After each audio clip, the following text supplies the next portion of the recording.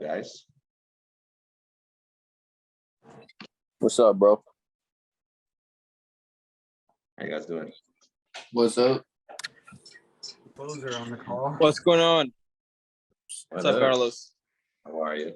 What's crapping? Hey. What's up? What's up? I got my high volume closer on the call with me today. Yeah, high volume closer today. Sweet. Yeah. I got my high volume closer. Right there. She's Right fucking there. high volume closer today. Candy. She doesn't take no for an answer. She closes me every day. Yeah. They know what's up. They don't know how to take notes. Oh, Josh, you called me. My bad. Just saw that. No, well, you're bad. I know. It is my bad. I'll let Hey, you know. I I'll was just let trying. you know that I wasn't smoking marijuana. I just want to throw it out there. Oh, I would have never thought that. Dustin, you got all Dustin earmuffs. Dustin earmuffs. Yeah. Marijuana. It's legal though, like beer. Not here. I'm in Idaho. We're delayed. Oh, Yeah, Delay. same here in Ohio. Well, I was trying to show you, Carlos. I got the live stream figured out for Facebook. oh, Finally, did you? yeah, I had to go in there and allow some permissions and stuff. Sweet, bro. I'm a little slow. So good. I'm slower. I don't know if you're able to. I think it's probably, I don't know if only one person can do it. What do you No, I'm saying that you can do YouTube as well. It's Facebook and then YouTube Yeah, you can do YouTube as well. and live. So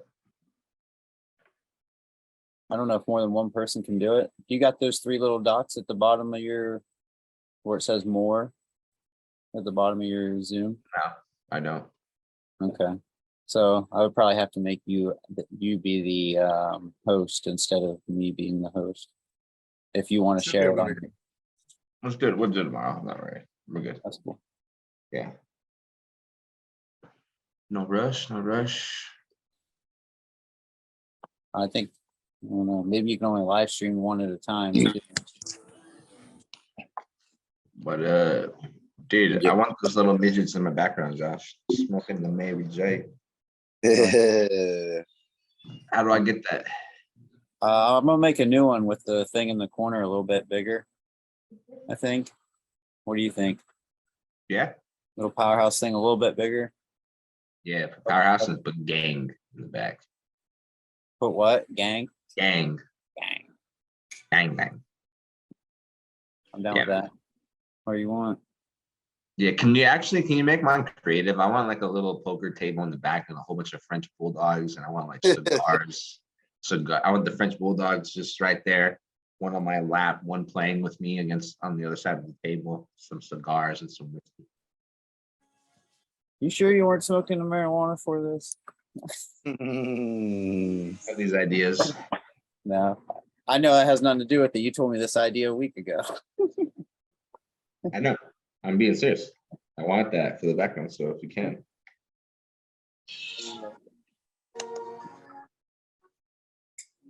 Good, it was good, everybody.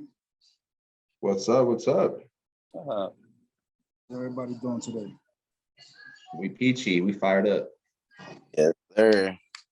Fired up. So, Man, you guys have a good weekend? Yeah.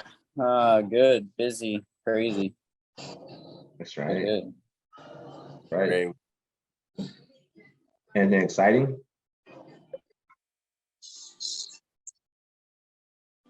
Just a little motion sickness. Yeah, you had a little fishing trip, huh? You catch Mhm. fish? I caught one only, and it was a small ass one that I threw back. You threw it back? Aw. You just gotta hold it far out when you take the picture. Yeah, hey, Right in front of the camera. that shit's funny. Yeah, it was cool. That was a good experience. Yeah. I definitely got no sea legs. I'll tell you that much. Oh yeah, man. It's horrible. I hate motion sickness, bro. It's the worst. Yeah, it was crazy. Yeah, fuck that. What's up, Stan? What up? Cracking, man. How are you? Driving in traffic. That's right. That's Ooh. right. Nice. I was speaking to your boy Orlando. Orlando from Vegas. Yeah. Uh, Nothing. Yeah, Just, he has a he's deal for gonna you? grind out. He's gonna grind out for us. No, he's gonna grind with us on the team acquisitions. Nice. Yeah. What's that text that you sent me about? Oh yeah. So I work some deals with this lady who's not sub two but knows creative financing. And I just had a phone call with her and like one of her best friends who's like into like commercial real estate. And he has a lot of commercial real estate opportunities, but doesn't know creative financing and thinks that they would be good for creative financing. And just told me if I could work a whole bunch of those leads that, you know, he'd be willing to split fair, like net profit proceeds after all types of expenses. If and on anything we do, if we wholesale or buy it, he'd give me like a fair split. And so we were negotiating, and then what I was thinking was, because they're all commercial deals, I'm probably going to just see if we get a couple of good ones and we underwrite them, if I could just go back in there and see if I can negotiate a fair cut, so we can work all the deals and either buy them or wholesale them. Yeah. What state is it in? They're nationwide as well. I think they have some in like Ohio and Cincinnati right now that they're going to send me like access to their CRM system. Yeah. We'll go from Aren't there. you, I don't know it all yet. Are we taking on anything in Ohio? I don't know yet. Okay.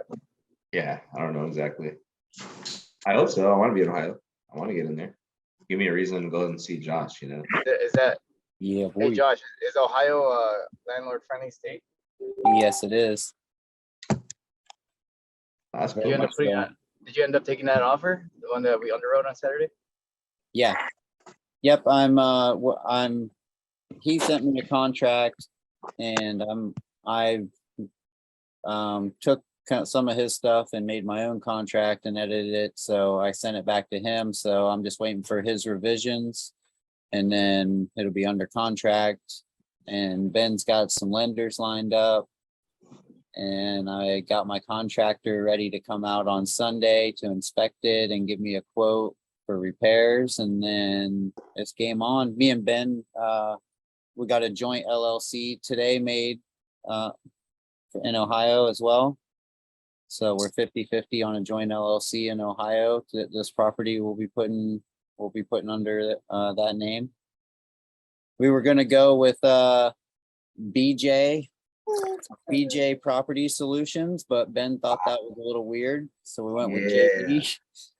I would have been like perfect blowjob solutions. Yeah. So, Oh, Ben and Jerry's, right? I've been in Yeah. Jerry's. Yeah. Yeah. Ben and Jerry's.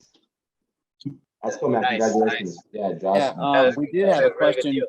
We did have a question for you, Stan, though, is like how, like, we're trying to make something to kind of present to the lender to kind of show a breakdown of like payments and stuff like that and all that. Like, we're trying to think of a good way to do it. I don't know how do you usually do that? A proposal? For the It was- lender? Yeah, you're a spreadsheet, man. I mean, I don't have a breakdown of the payments in regards, I mean, it's not a creative finance, is it? No, It's but just a- we're getting he thinks the guy that's gonna lend it to us is a private lender too. He's a sub two student that has some money and he's trying to invest. So it'll be like an interest only. Oh, you're talking about the breakdown for the actual private lender. Yeah. Oh, got it. Okay. Like a I proposal. mean, you could use that calculator that Carlos uses online, right? Okay. Doesn't it have the breakdown on that, Carlos? Yeah. We've What's it? screenshotted it and then used it inside of proposals. Yeah. Yeah. So you can see the payment plan on that based on the terms that you guys are gonna, make it for. Okay. Really what you need to do is just kind of like give them a little map of what you're trying to do. So, go in with your strategy and then going with your, how much money you need for that strategy. And then pitch them what you're trying to give them as a return. It's their job to counter or accept it at that return rate, you know? But that's Okay. basically it. And then if you have an exit, which you're gonna have to have an exit, right? You Yeah. throw in your We're- exit strategy there. Yeah, But we're just- typically, you're gonna, you know, they might give you, you're gonna pitch them, you know, the length that you need the money for. You know, they, Yeah. you go 6 months, 12 months, you might say 18 months, and they might counter like the deal and say, hey, I'm only gonna give you 12 months though. Can you make it work in that time frame? So Right. it's just go from there. But yeah, draft the proposal. It's not hard. Just kind of give them a little map of what you're trying to achieve. And then Yeah. throw in We were there. thinking, yeah, we were thinking we'd just cash out, refi them in a year, in 12 months. And then we could probably give them like $1,000 payments until then. Okay, or you, if he's lending you private money, you can then just, you can even structure it where you just balloon him in the back and don't And make the- a payment to him, so you guys cash flow that 1,000, We thought about that too. Yeah. right? So Any way you told- want, any way yeah. you want, you know? that's what I told Ben. I said, wherever you think, Ben. Yeah, as long as you guys are cash flowing at the end of the day after paying out that private lender, it still should be a good deal. Depending on the terms that you're gonna have the private lender, accept. Yeah. Well, Ben's not gonna let us get bad terms, so I'm confident. Yeah. in- Does Ben typically do more of an interest only, or is it more like, how does he typically do it with the private lender? Ben's right here, he's in the chat. Oh, is he? I'm not looking. Hey, Ben, Yo, how do you What's typically structure your private lending, your deals? Is it more interest only or is it principal only? How do you do it? well, my deals, mine are normally short-term deals, so I do for chunks, not for percentage. This will actually be my first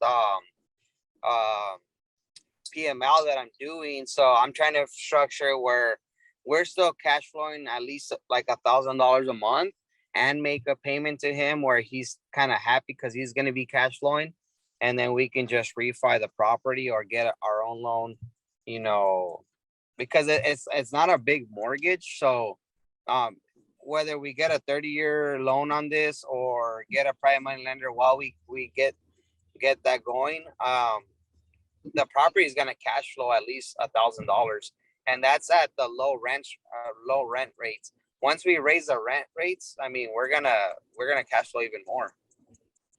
Yeah. Okay. You guys are what? Do you guys already have a commercial lender that you guys are thinking of? No, not really. Okay. I might had one of my girls that I do a couple of deals with. She sent me somebody that's actually doing a portfolio for her in Ohio. And supposedly the dude's the rates are really good, and he's also financing their rehab. So I'm curious to see what his whole structure is or what his rates are, because if I could just get a 30-year loan right off the bat and not have to get a private money lender and just get it out of the way, due to the property already have tenants in place and it's bringing in income, he might be able to lend us just based off of that. Yeah, I mean, you can always find good rates for commercial deals. Just depends who's doing it. Obviously, ideally, you would want to get like a 90-10 loan if you can. There are some lenders that will do it on a 90-10 just based on what the actuals or what the property is performing at. But let me know what his rates are. If not, I have a meeting with one of my commercial lenders tomorrow. I have a lunch with him, so I'll bring it up to him and see if they lend out in Ohio for that property. And if they do, then I'll connect you guys. Yeah, for sure. Definitely. Yeah. Still ask them, because I mean, I'm always looking to connect with obviously multiple people that we can, because obviously now that Josh and I have an LLC out there, we got to put a couple more properties under the LLC.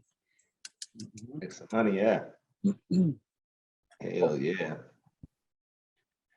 That's cool. I don't know if everybody knew though, but Josh was working on like a triplex and then a quadplex, and I believe you have them both locked up in Yeah. contract. They will be under contract. Contracts are being revised right now.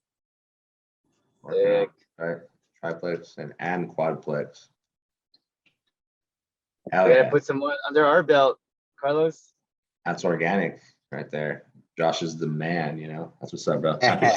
Dude, Carlos, all of you I guys, mean that's- Stan. I hate I that went to freeway war that you this was driving. weekend. It was awesome. That's good, bro. Fired up. Can't wait to see everybody else kick ass like that. That's exciting. Yeah, man. How's everybody doing? Yeah. You ready to rock? You guys have any questions?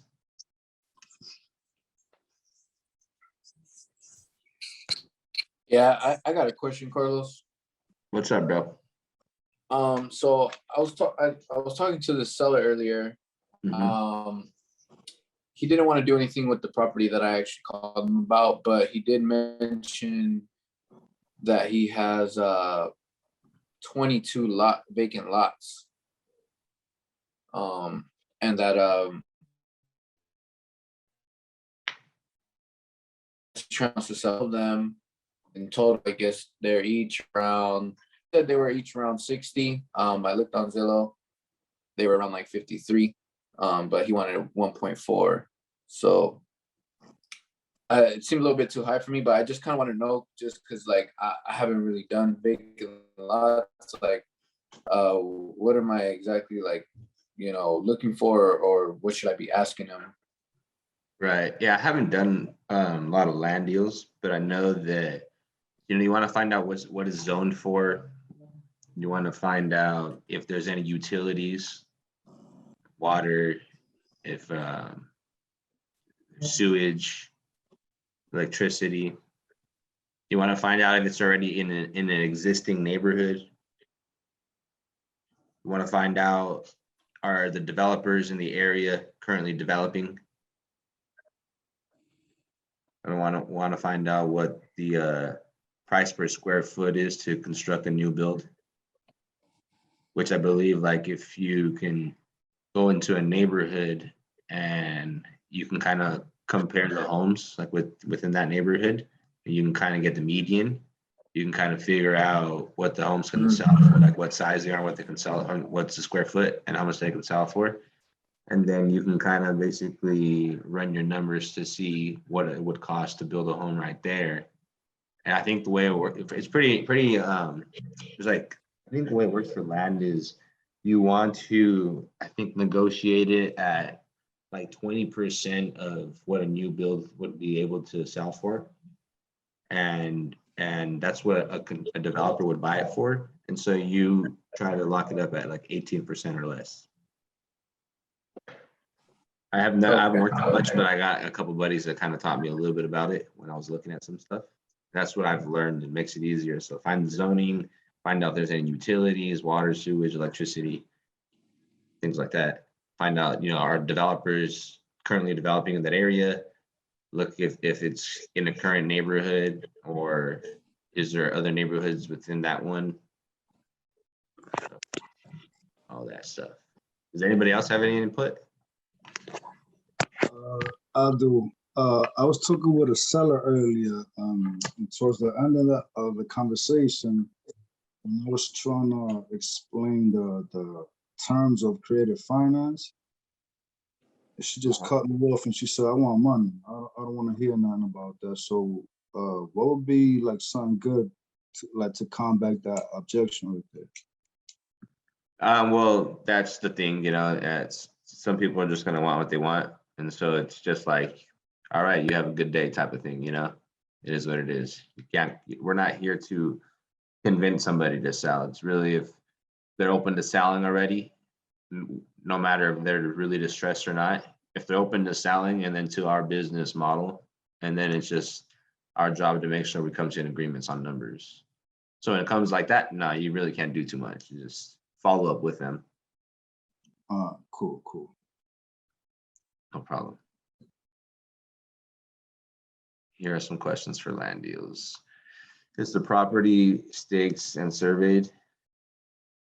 Is that what you meant, Stan? Stakes? Any easements I should be aware of? Yeah, how far? I copied and pasted that. One of my land guys, I asked him last week like some typical questions he asked. I mean, I can bring him on. He was on here like that one Friday. His name is Pono, but he's been buying land for like 20 something years, so he's an expert in it. Oh, nice. Those are the questions that he typically kind of just starts with. When it comes to like raw land or any land in general, there's a lot of different things. I mean, to be honest, the best resource sometimes is YouTube, right? YouTube has a lot of good like beginner land questions you can always ask or find out. Yep, that's so true. So do you guys have any questions about any deals, anything you need help with before we get into actual role play? Anybody have any deals that they're structuring, need a little bit of help with? Maybe you need help finding a lender, structuring a lender in and out of the deal. What's going on? Let me know. I have a question. When you're dealing with $1 million properties, I mean, I don't have any numbers as far as to give you. How do you, I mean, normally, how does the down payment look? I know last Friday you were, Thursday, you were saying like $10,000. When you're dealing with $1 million homes, I mean, would you, I mean, how do you normally do the down payment on that? Same thing. Doesn't matter because the number, whatever the game plan is, you stick to the game plan. So, you know, as business owners, the game plan is always to minimize your expenses. And so I'm always going to try to get the lowest amount of money down. I would still say 0 or 5 or 10,000. I'm going to have to pay that much. And then, you know, obviously I know that I can go up. I'm just always going to try to negotiate the lowest amount down. Hey, well, if I'm going to have to pay that price, I don't have to put that much money down. That, remember, my incentive is to cash flow. You're making me pay a lot of money down. I'm going to have to pay more people per month, and I'm not going to make the money I want to do it. Okay, so it really doesn't matter the price, it's you still formatting it the same way if it was a $25,000 home or a $25 million home. Yeah. Now, obviously, you know, depending on the scenario and what their goal is with money, they don't need the money because they have a lot of money. Cool. They'd be cool if probably less money down. Let's say they needed that money because they wanted me to roll it into another investment. And sometimes you can't overcome that, right? Sometimes a good deal could still be a good deal. I mean, there could be a deal that could be a good deal that needs a lot of money down. And so it doesn't mean no, you just got to make sure the terms work out. So if they need a lot of money down, you can still do it. You can do like what they call a Morby method, pull a non-recourse loan and get it appraised and get it 70 to 80% loan to value on it. And then you have the seller carry the remaining difference. So in a scenario where you need a lot of money, it's still possible. You get a non-recourse loan, it doesn't check your credit. Just goes off, I believe, the deal, the quality of the deal in the real estate. So there are a lot of ways, man. Thanks.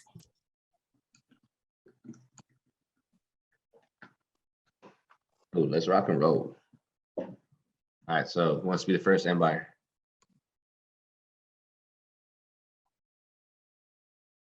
I gotta do a little sign-up sheet, like Michael was saying, where I gotta just put it so that I know who wants to go first, so we make it easy. Anyways, who wants to go up? And you know, if you guys are on my, you know, my team, you guys are working with me on in acquisitions, I want you guys to go first anyway. So who wants to go first with you guys? I'll do it. All right, cool. So I can go, Carlos. all right, so we'll go Yosel first, and then we'll go with one of you guys next. But I need a seller. So Michael, do you mind being a seller? Yeah. Yo, I'll hop on next for sure on I want to be a buyer next. All right, we have time for all you guys to be buyers. We're good. All right, cool. So same ordeal. It's always gonna be, you know, 300,000 to make it easy. Unless you guys are like wanting to go a little bit higher, more or less. You think if higher numbers make you nervous, we can go higher if that's what you guys want. What do you guys think? You guys want to make a little poll right now, and we can make it like $700,000, or we could leave it at 300. Does it really make a difference though? In some people's mind, I know that Miss Ronnie just asked me a question. Would I look at it differently at $1 million? And I said no. I stick to my game plan. So some people automatically off the bat think because the number is higher, they have to give more. Well, you also, how about you think this? If the number is higher, maybe that person has some money, maybe not in a rush, you know, to pay taxes and stuff like that. Same thing, right? You can counter it and look at it that way. Well, they have, if that house costs that much, probably costs to keep up. And so maybe they have some money, right? So you just don't know. You gotta find out, fact find. Okay. Cool, guys. Okay, cool. So, yeah, let me know in the side chat. Do you guys want to keep it at 300,000, keep it simple, or do you guys want to jump up to like 5, 6, 700 grand? 300,000 is good, at least for me. I honestly think 500, it's kind of like a more realistic number from what I've seen, but Yeah, where you live, where I live, yeah, where we live, but not everybody's in Southern California. I know we are. You are, Jesus is, Michael is, I am, Ben is. You feel me? I negotiate nothing but 400,000 and ups. Damn near Yeah, for the yeah. past I month. negotiate a lot of $1 million properties in the Bay Area for one company. So yeah, they're like, I'm over here like, will you take 30 grand? yeah, yeah, I know. That's like a down payment. That's like a lending amount. Yeah. Yeah. So on the side chat, let me know, guys. You guys want to go higher or keep it at 300,000? let's go higher. All right, that's one more. Let's Put it do in the chat. 5.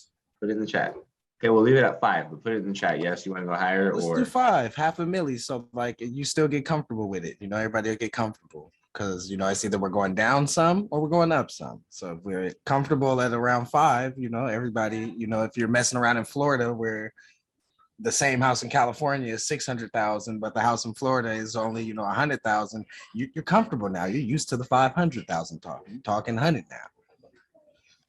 all right, cool. Well, let's just switch it up then. All right, let's switch it up then. So let's do it like this. We'll do 500,000 is the new ARV. We're gonna do, if you guys need to know the build out of the property, it's 4-bedroom, 2-bath, 2,000 square feet. That'll be basically the standard. 500,000, 4-bed, 2-bath. Okay, let's put this in. ARV is 500K. And then build is 4.2. 4.2, 2,000 square feet. Cool. All right, guys. So you'll sell 500,000. Remember, stick to the game plan. Stick to the qualifications, motivation, timeline, condition, price, and then just stick to your game plan. What numbers that you need to work with depending on the condition and everything. Okay. That's good. All right, I'm going on mute. Ring. Yellow. Hey, how you doing? This is Michael from 123 Main Street. Yes, who's calling? This is your sale. I'm calling you this evening to ask you if by any chance you still want to sell your house. Oh, you know, I've had a few people call me about it. I've had a lot of people waste my time. Okay, I'm sorry you're dealing with that this current moment. Has it been any good offers or just a waste of time, like you said? Just a waste of time, man. They call me up and then talk to me for half an hour, and then they tell me that they got to talk to someone else. They never give me an offer. Oh man, what a bummer. Well, that's definitely not gonna happen today, sir. So may I ask you a couple of questions about the house? Sure. What are your reasons for selling, if you don't mind me asking? Oh, I'm getting old. Yeah, oh, I'm getting old, and I just can't keep with the upkeep on it. It's getting a little big for me. okay. And may I ask you, how's the condition of the house looking on the outside? The roof, the sidings, the paint? Would you say? Oh, it's not terrible, but it probably needs a little bit of attention. So from your point of view, because I'm out there looking at the property, so for honestly speaking, how much would you think that it would take to fix up the outside? Oh, I'm not sure. You know, it's not as nice as these newer houses, that's for sure. It's a bit older. Right. So in these A lot of love or a little bit of love, would you say? Oh, I love it a lot, but I don't know if my love is the same as someone else's love. Understood, sir. Understood. And what about the inside of the house? Is the HVAC good? The floor, the electricity, the plumbing, the foundation? Um, you know, the HVAC went out a while ago, but I just got a little window unit because it keeps me nice and cool. Right. And everything else seems to work pretty well as far as I'm aware. Okay. When was the last time you had any major repairs on the house? Oh, it's been years. Years. Okay, okay. So years. Okay. And around what time is you looking on selling this? Like you say, you getting a little bit old to maintain the house. Do you have another house? Do you have another place in mind that you want to move to, or? You know what? I actually do. There's this nice retirement home down the street. I've been eyeballing that one for a while. I'm not in too big of a rush. I don't have a whole lot of help to move my stuff. Oh, well, I can help you with that, sir. That won't be a problem. That won't be a problem at all. Okay. Even if we close on this or we don't close, if you need help on that, that won't be a problem. You let me know what day you will need me, and I will have me and my guys there ready to help you. I appreciate that. Most definitely. So you will say probably like in a month from now, 2 months from now, you looking to sell?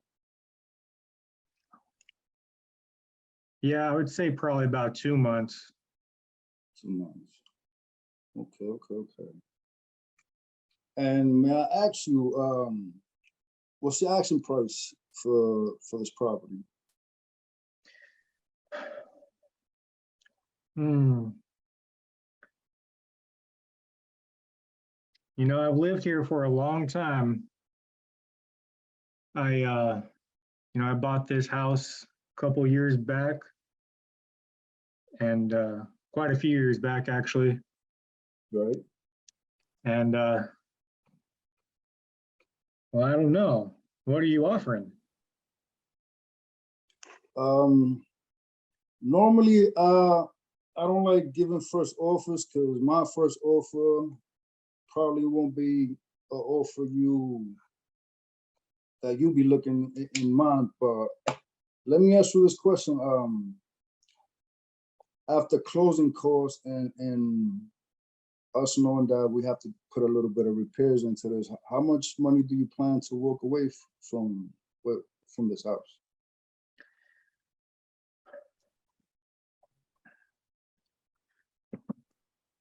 You know, I wasn't really planning on keeping it. I was actually planning on giving it to my grandkids, whatever it is. Put it in a college fund for them.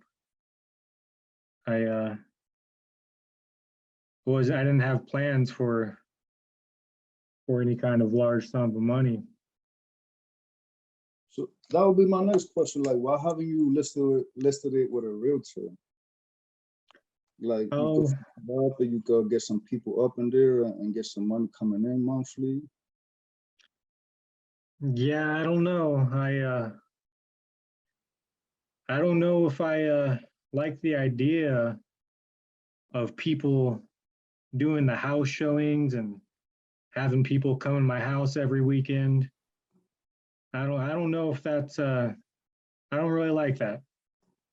Okay, okay, I totally understood. You like me, you're real private. You don't like people up in your business. Yeah. Oh, you leave them bad vibes outside. So as far as the price, like what would you want to walk away from this house? Knowing that in the condition they're in, that it has to be put work in, closing costs. Because in the line of business I'm in, we typically buy houses for cheap, we fix them up, and we sell them so we can make a little bit of money. Okay. Okay. So what would be a good number for you, sir? Well, this is a nice neighborhood, Yes, sir. and my neighbor right down the street just sold his house for 500,000. And I don't think our house is too different. So it would be nice if I could sell for that much and take care of my grandkids. Oh, yes, yes. That's the house on 123 Main Street, right? Yeah, it's down there. I think I was seeing that earlier. Yes, the house is really, really nice. What they did to the inside of the house is immaculate. They put an island in there, all furniture brand new. The bathrooms is made brand new. They did the basement. It's looking real, real nice. Oh, wow. I didn't know they did all that. Yeah. So that's why that the ARV of the house is up to that price. But being that we have to put a little bit of work into your house, would you say that your house probably looks like the same house as your neighbor, or a little bit less, you would say? Well, it probably doesn't look like all of that. Mine hasn't been touched in a long time. Okay, understood. Well, I'll be real with you, sir. The number that I could be around, and you can stop me anytime when you want to, but the number that I have to be for this deal to make sense for me, it has to be around 165,000. 165. Yes, sir. We also have to take in consideration the closing costs, the money that I have to spend to fix this up, and I usually what I do is I wholesale these properties to a buyer who fix and flip, and I have to leave a little bit of room for them to make money in order for them to actually accept the deal and for them to make money. Well, how much do you think it's going to cost to get it nice? I want to sell good 80,000 to 100,000. Well, then I should probably sell it for 400, right?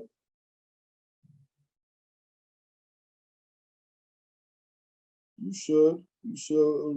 We're around the action price you was asking for was 500,000, right? Am I correct? Yeah, that would be nice. Yeah. And we mostly when we buy houses, we mostly buy for houses on 75% ARV. And down to my calculations after the ARV and the breakdown on the repo, that's the number that really works for me, the 165 that I have to be there in order for this deal to work for me. You think you can meet me close to that price, or that price doesn't work for you, sir? What do you say?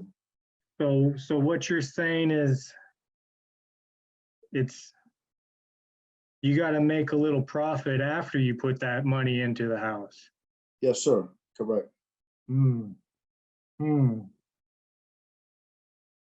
Or we could do it that you could put the money into the house, you could fix it, and then I'll still, after you fix it up, I'll still get the end buyer, and I'll have him buy the property. Either way, it's gonna work.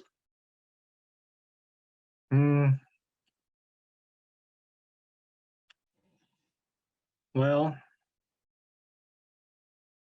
I'm going to have to be higher than that 165 for sure. Okay. I know it's going to need some work, but maybe 350. That would be nice. 350. No, 350 doesn't. Is way out of my league. I definitely cannot do 350. Well, as far as the 350, sir, then I can honestly say I'm definitely not your cash buyer, sir. Because in order for this deal to work for me, I really need to be around 165. The most pushing it 170. You think you could meet me around 170, 173? I think the lowest I'd go is 320. 320, understood, sir. Well, like I said, sir, I'm definitely not a cash buyer. Because like I was telling you before, I usually get properties for cheap and to fix them up. But there's other exit strategies that I have that we could go about this if you're interested. Have you ever heard of seller finance? No. No. Okay. Well, seller finance is basically we come in, we take over the property as is. You don't have to get another mortgage, and we make payments over time. So basically, you become the bank, and we pay you, and we just give you the payments every month. And then still, we still keep your mortgage in place. We restore it, and it doesn't get messed up or nothing. So you just want me to hand over my house, and then you make payments on it? Yes, we're gonna finish paying everything, whatever is the difference that we owe you, we'll pay it with time, or we'll pay it to you over with times on terms. How do I know you're going to make those payments? This typically is this typically runs almost like, you ever financed a car from a car dealership? Yeah. Same concept here. You know, if you renege on them payments on the car, you will have them people come real quick to go pick up that car. So same concept over here. Everything's on pen and paper. And if we was to default on a payment, you could always come in and take over the house. And basically the payments that's already done is done. And you keep that for you, and you still keep on with the house, and you do what you got to do with it. But that's definitely not our motive right there. We definitely plan to go through with all of this and pay all your money and close on this correctly.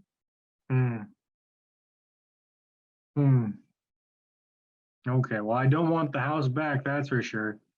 No. Like I said, that's the motive. We're gonna stay on top of every payment. We're gonna fix it up. We're gonna get some new peoples in here. We're gonna rent it out, and we're gonna create a cash flow on it. And everything's gonna be smooth sailing after that. Okay. What do you say about that?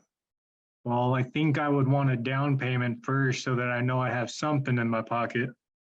Okay, that's not a problem. What would be a good down payment for you that you would think is adequate?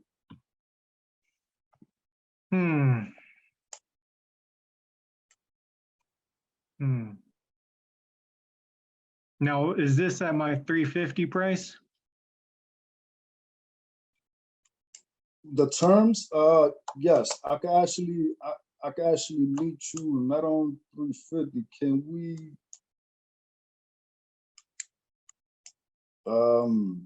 do a 300 flat?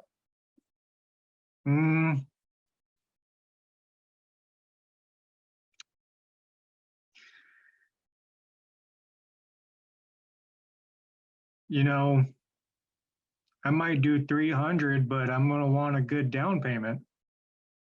Yes, sir. What does a good down payment looks to you? If you had a genie, and that genie will tell you you got authorization of a perfect number, what would be a perfect number for you, sir? Oh, you know, it'd be nice if I put if you put 100 in my pocket, 100,000. 100,000. Okay. That way I know I can put something to start off in those kids' college funds. Okay. I don't see that undoable. I could definitely meet you on a down payment on 100,000, but we're gonna have to modify the 300,000, because I really can't do both, because that'll leave me in a huge hole. Well, how much do you want to put down? Does 50 work for you? Hmm.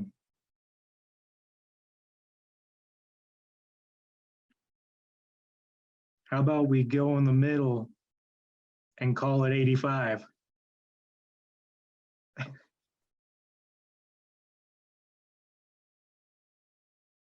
Nah, sir. 85 is too it still knocks me off on my numbers a little bit.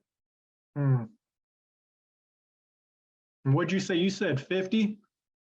50. Hmm. Me sticking at 50, it allows me some cash flow. Like you're gonna rent it? Yes, sir. As soon as we close on this deal, I'm gonna fix up the property and either wholesale it or get another tenant in there and create some cash flow. But in order for I could create some cash flow, I definitely need to be at 50 as far as the down payment, and then Okay. everything else. So if I came down to 50, could you still get me moved out of this house? Yes, sir. Yes, sir. That was, I already told you that I was gonna do that whether we close or not. My word is my bond. Okay, okay. So let's say we do 50. How much am I getting a month? How much you'll be getting a month?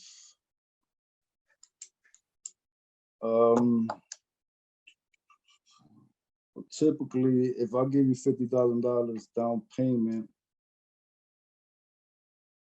a month, for I could pay the bills and have some money for me.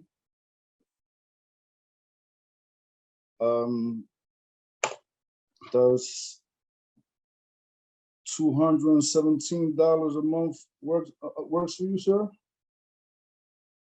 217. And we do that on a 15-year term of 7-year balloon. Yeah, I might not be around here in 15 years, so 7 years might be better. Yeah, but since you say you would like to leave it to your grandkids, so that they could always, God forbid, the Lord calls upon you, they could always stay with everything, and they got some money coming in for them. Okay. What do you Can say? we do 300 a month? 300 a month. We do 300 a month. I'm gonna have to lower the down payment just a little bit more. I'm gonna have to be over by either 35 or 25. Now my question is to you, which one is more important to you, the monthly payment or that big down payment? That down payment's a little more. The down payment needs to be a little bit more. I agree, sir. It will be hard to walk away from 50. So yeah, so the best I could do monthly cash flow is 217, 50 on the down payment, and then the rest I'll pay you off over with time on terms. Does that work for you, sir? I might be able to work with that. How do I know this is legal though? What if it's a scam? Oh, no, sir. We've been doing this already for a good 20 years, and just like 2 weeks ago, we had over the same situation over a buddy of ours that was selling the house, and that's how we was able to go in there and take over the property, fix it up, and get it up and going. And we already got tenants up in there. We're creating cash flow. But if you feel still a little insecure, I could send you a couple of pamphlets and stuff for you to take more look into it. and I could call you again tomorrow around the same time, and then we'll finish going through all the paperwork before I can send you everything. Yeah, that might be nice. I'd like to look at some papers, some Awesome. pamphlets.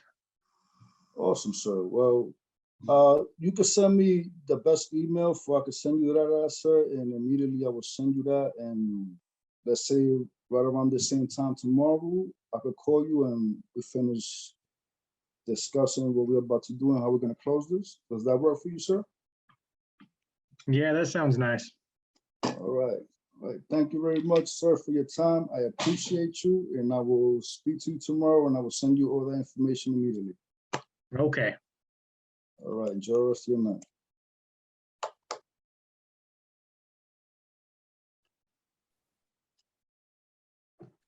Bro, that was fire, bro. That was good. Yeah. Yeah. Yeah, bro. Absolutely Honestly, good. I mean, for the last couple times, there's not much. I could totally fucking tell that you were studying and putting in work. Like, not even gonna lie, that was probably the biggest difference I've seen somebody from like just from last week to this week. You sound like you. No, I didn't want to jump in and tell you about the money price or the amount of money that you're paying per month.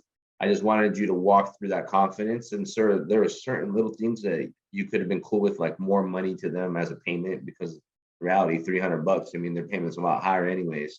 But other than that, I didn't want to stop you because you did a really good job at going cash, not working cash. Though I think your numbers were a little bit off from 500 grand to 165. You could have locked it up a lot closer to the 300 or even more, But nonetheless, I didn't want to interrupt that because you were doing well. You were going to the next step. What were you doing? Did you have anything like in the background to remind you, like notes, or you just practiced a little bit and remembered? No, I got all of these in front of me. Hell yeah, dog. Honestly, you fucking kicked ass, man. For honestly, 100%. I mean, it's even on our YouTube. Like the video was probably like, I don't know, Friday or Thursday when you were on it. You would go back and watch it and then watch this one later on when this one comes out, you're gonna see like a complete difference. You are the new thumbnail for the newest video they just put out. Appreciate that. Good Appreciate shit. that. Yeah. Solid, bro. Solid shit. Yeah, that was great. Having objections, good bringing up storytelling. There's some funny shit in there. It's good stuff. Thank you. Thank you. Thank I you. like how you doubled back also and was like, so which one's more important to you, the monthly payment or the down payment? Like, which one was more important? Like, I was like, okay, yeah. That's a Yeah. good question. Oh, Magic. So you were awarded a magic genie for the perfect number. Like, what would that be? You have to answer that question. If the seller didn't answer, boy, I was like, so you gotta answer that. You got a magic genie. Like, what's the perfect number? Well, I was like, okay, yeah. Good shit, bro. Look, I'm taking notes from you. Look, yeah, my Yeah, boy. well, he has That's what notes. I need. I need it. I need that. I need all That's that. all you needed to do, bro. That's all it is. Have a few fucking notes to remind you what to say. There's nothing you can do wrong, bro. You're gonna have it there to remind you all the important stuff. You did a good job. All the rest comes from like storytelling in there, fact finding, you bringing up your own conversations, trying to maneuver your own way. And now this is like where the art can come. Once you can learn those basics, if you have that right there and just practice for 10, 20 days like this, it'll become secondary where you probably won't even remember to look up no more at those notes because you'll remember it. From there, you can start being real creative. That's what there's an art to negotiations, and not everybody can tap into it. But if you can get all the basics and get really, really comfortable with all that stuff, then you can start being really creative, start brainstorming on the phone, like how I sound, like how it doesn't sound like I'm really advanced. It's just that I'm comfortable brainstorming, comfortable not knowing going into the situation. And there's just opportunities for it. And there are opportunities for people who get into acquisitions that can, once they get all the basics out the way and feel really good, you can start tapping into that next step of acquisitions, which is like learning the art. Good shit. Yeah, that show's fire. That show was really good, man. Big, huge jump from last week. Well, appreciate you. Appreciate Yeah. you. You being around, yeah, man. For real. Oh yeah, it's fire, bro. Good shit, bro. You said some fire shit in there. I like that. Yeah, the money down one, the payment was fire. Yeah, that shit was More dope. important, what's more important to you? Yeah, that was fire. I don't know why I'm not using that shit. That's good. Yeah, that was fire, bro. That's sick. That's Yeah, dope. for real. That's dope. Hell yeah. Look at this guy. Look right here. Look, it says Danny. Damn, I learned a lot. First time listening here. This is definitely the best place to be. Yeah, this is Jose's like first, like maybe third or fourth time, maybe third time or something. Second or third time doing it, and he leveled the fuck up literally within the third time. And it I was want only to say like this is his 5 third days. time participating. This is his third time participating in the role play, like actually doing it. Word. Yeah, Gio was like that too. Right off the bat, his first time last week was killer too. Good shit. Straight to the point. He was firing off mafia Straight fired off. style. He sounded like he's done this, so he's lying to everybody behind the scenes. I recruited him. He's already a killer. He's just lying to you guys. Nice guy. He's hunting already. Yeah, you guys are all gonna kill it, man. I can't wait to see Zach up there. Jesus is up there. You guys are all gonna kill this shit. So who's next? Who's gonna be the next end buyer? I'll do it. Okay, cool. I was thinking this. I was talking to Stan, and I know that in sub 2, they when they're doing the closer Olympics, they're getting people to come in. They're doing like these power sessions where it was like 6 to 8 minute calls. We're not going to do that, but was curious if we can keep them between 10 to 15 minute phone calls.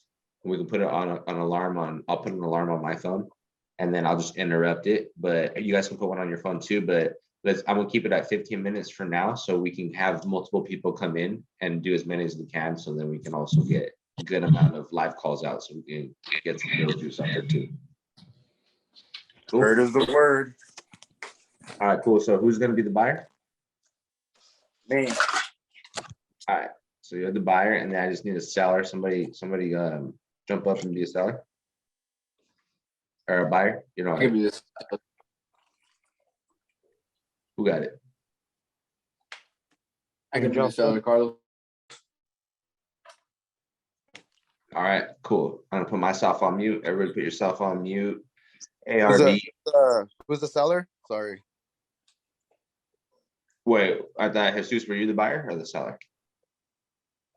I'll be seller. I think Anthony was the buyer. I'm the seller. Okay, and then you guys can reverse it, whatever after. Okay. Cool. So I'm gonna put the 15-minute timer on once I hear you do the ring type of thing. ARV 500,000, 4-bed, 2-bath, 2,000 square feet. I'm putting myself on mute. You guys are ready. You guys go. Everybody else, put yourself on mute. Ring. My bad. I didn't even get. What's your name again, bro? Sorry, my bad. Jesus. My bad. All right. Ring. Hello. I'm trying to reach Jesus. Yeah, who's this? This is Anthony. I'm calling in regards to a property out here in Florida on 123 Main Street. I was just curious. Are you the owner of that property there? Oh yeah, man. That's mine.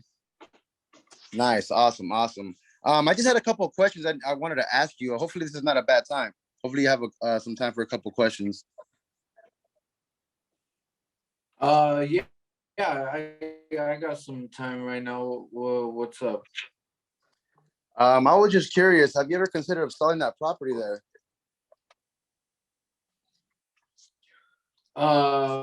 Yeah, you know what, man? It has crossed my mind a couple times, but I just haven't really looked into it. I'm a pretty busy guy, so I'm always running around. I just haven't gotten a chance. No, I totally understand, man. With things going on nowadays, I mean, but being busy is a good thing, though.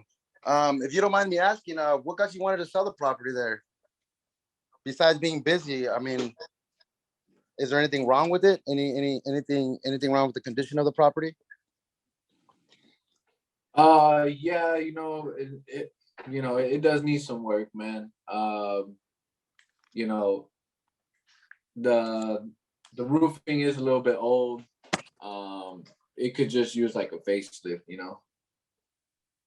Okay, just some simple cosmetic work. Yeah, no, nothing too crazy. Yeah, just like cosmetic, probably, remodel, update all the appliances, kitchen, bathroom stuff. What would you say the condition of the floors, the walls, maybe plumbing and electrical might be in? Uh, it's it's in fair condition, man. You know, I didn't have the best tenants, so they did a little bit of damage. You know, and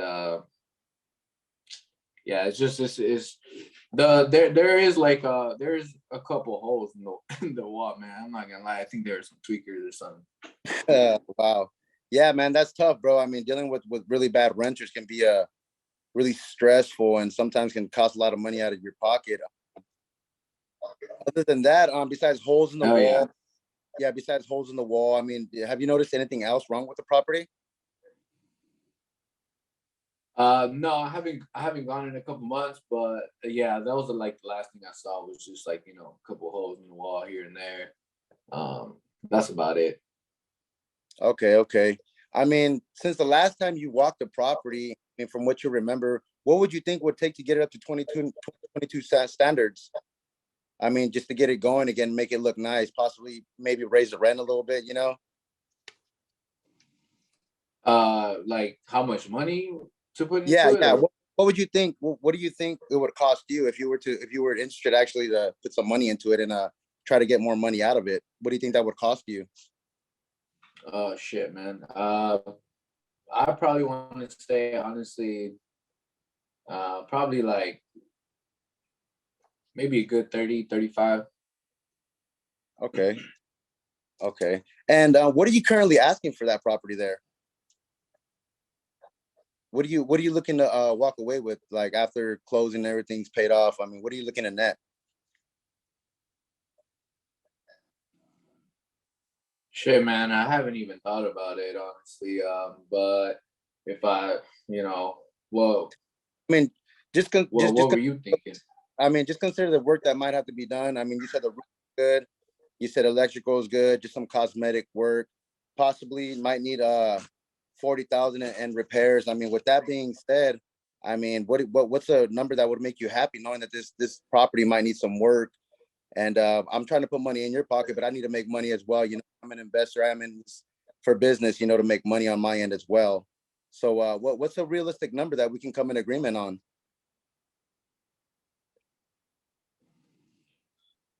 Well, you know, I mean, it just needs a little bit of work, man. It's in a, you know, it's in a good area. Um, you know, so I mean, if I had to put a number on it, I guess I'll be somewhere with maybe like I don't know, like 460, 470, 460, 470, just because I know it needs that. 460, Yeah. 470. That's kind of high. I mean, as far as being a cash buyer, I wouldn't be able to pay the 460, 470.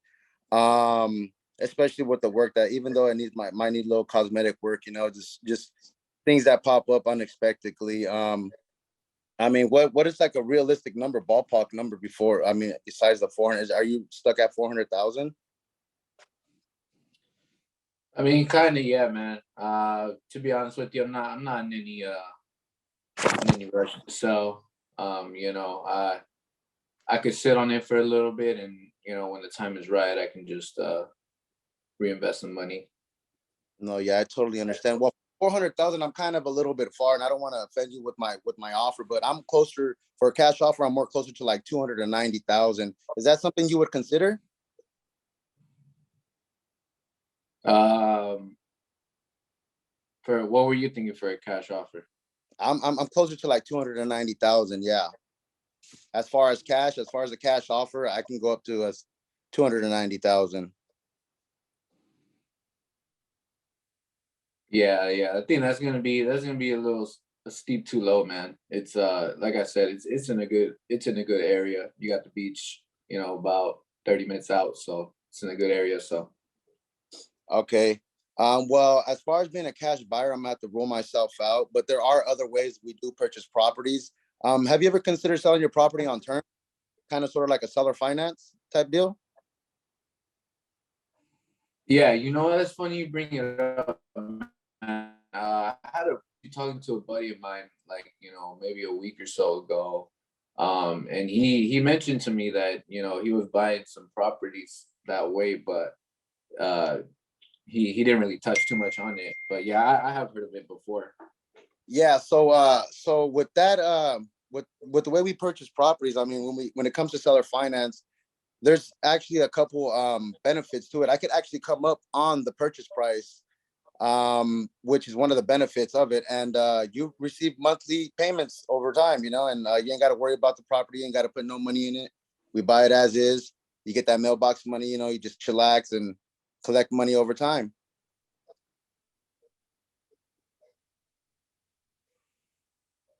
Huh. That sounds interesting.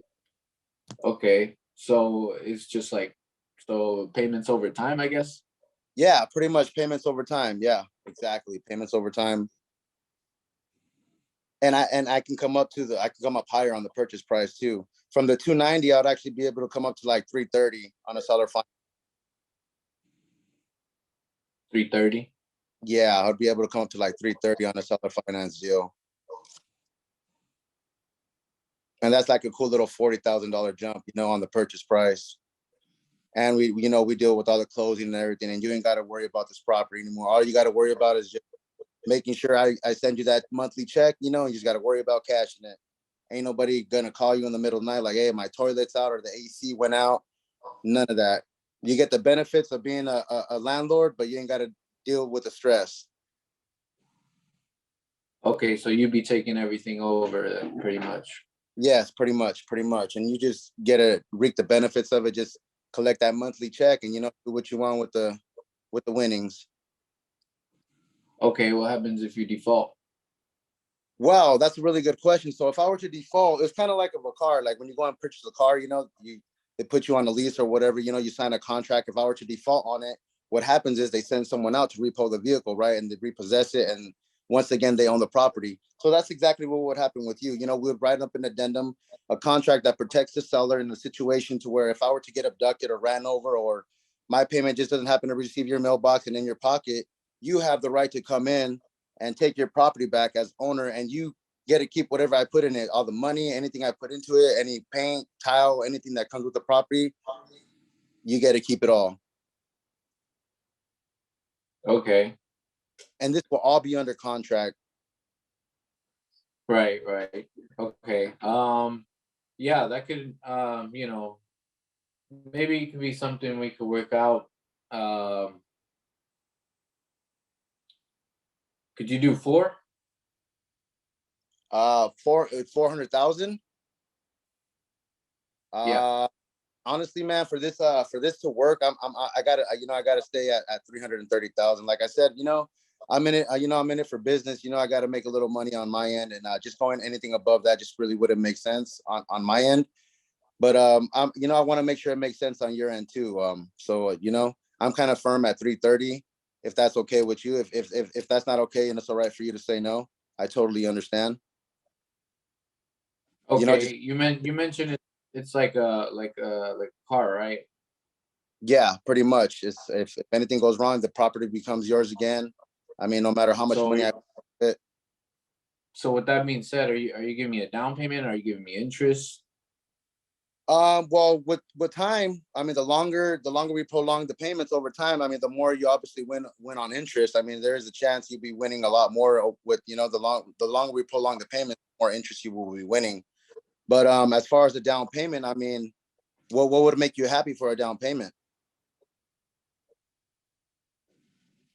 I mean, because if I were to create terms my own, I'll come in, 0 down, 0 interest, But I'm not. I don't want to do that. I'm here to create an agreement for both of us, something that works for both of us. So pretty much, some homework that would be for you, just what terms would work for you. I mean, what would make you happy if we can come to agreement at 330? I mean, what payments over time, and what would you need down for this? For us to make this deal work. I'll probably give, say, like a good 120. 120 down. Yeah. Okay. Well, with the higher down payment, I mean, is there any flex room on the market price? I mean, if I'm going to give up that much down, I mean, is there any flex room on the purchase price? Can you come down on the purchase price? I mean, 120 is kind of steep on a down payment for me. I'm looking more at like 10, 15,000 down. And that's like the maximum I can do on a down payment. 10 or 15 down, huh? So Yeah. if you do 10 or 15 down, then I'm definitely gonna want some interest. Yeah. Oh yeah. We can definitely work that, over the payments over time. Like I said, the longer we prolong the amortize the payments over time, the more interest you will generate. Okay. Yeah, I'm game. Awesome. So what will happen now is, if you want, while we're on the phone now, I can email you the contract, or we can go over the contract together, and we could just read through it line by line, word for word. And you have any questions, just feel free to ask, and whatever you don't feel comfortable about, just let me know, and I'll answer anything you have. Any questions you have. So just to get things straight, so we agreed on 400, right? No, it's gonna be 330,000. Sorry for the misunderstanding. Yeah, 330,000. That's the highest I can come up on terms. And it would be 330,000 with the 10,000 down. I mean, if you need 15,000, we can do 15, but I'm more comfortable with 10,000 down at 330 purchase price, payments over time,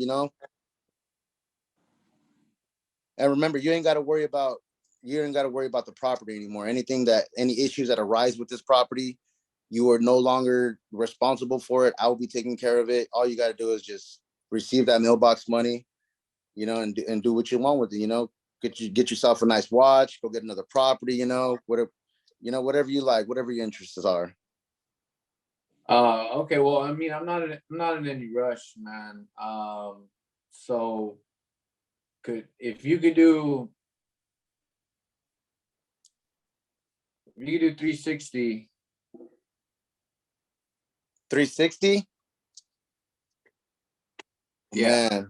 So check it. I can come up to 340, man. But if I come up to 340, I'm gonna need you to work with me. At least give me the 10 grand down. If we can do 10 grand, 340. I mean, I'm able to come up on down the seller finance, and we can definitely make that work.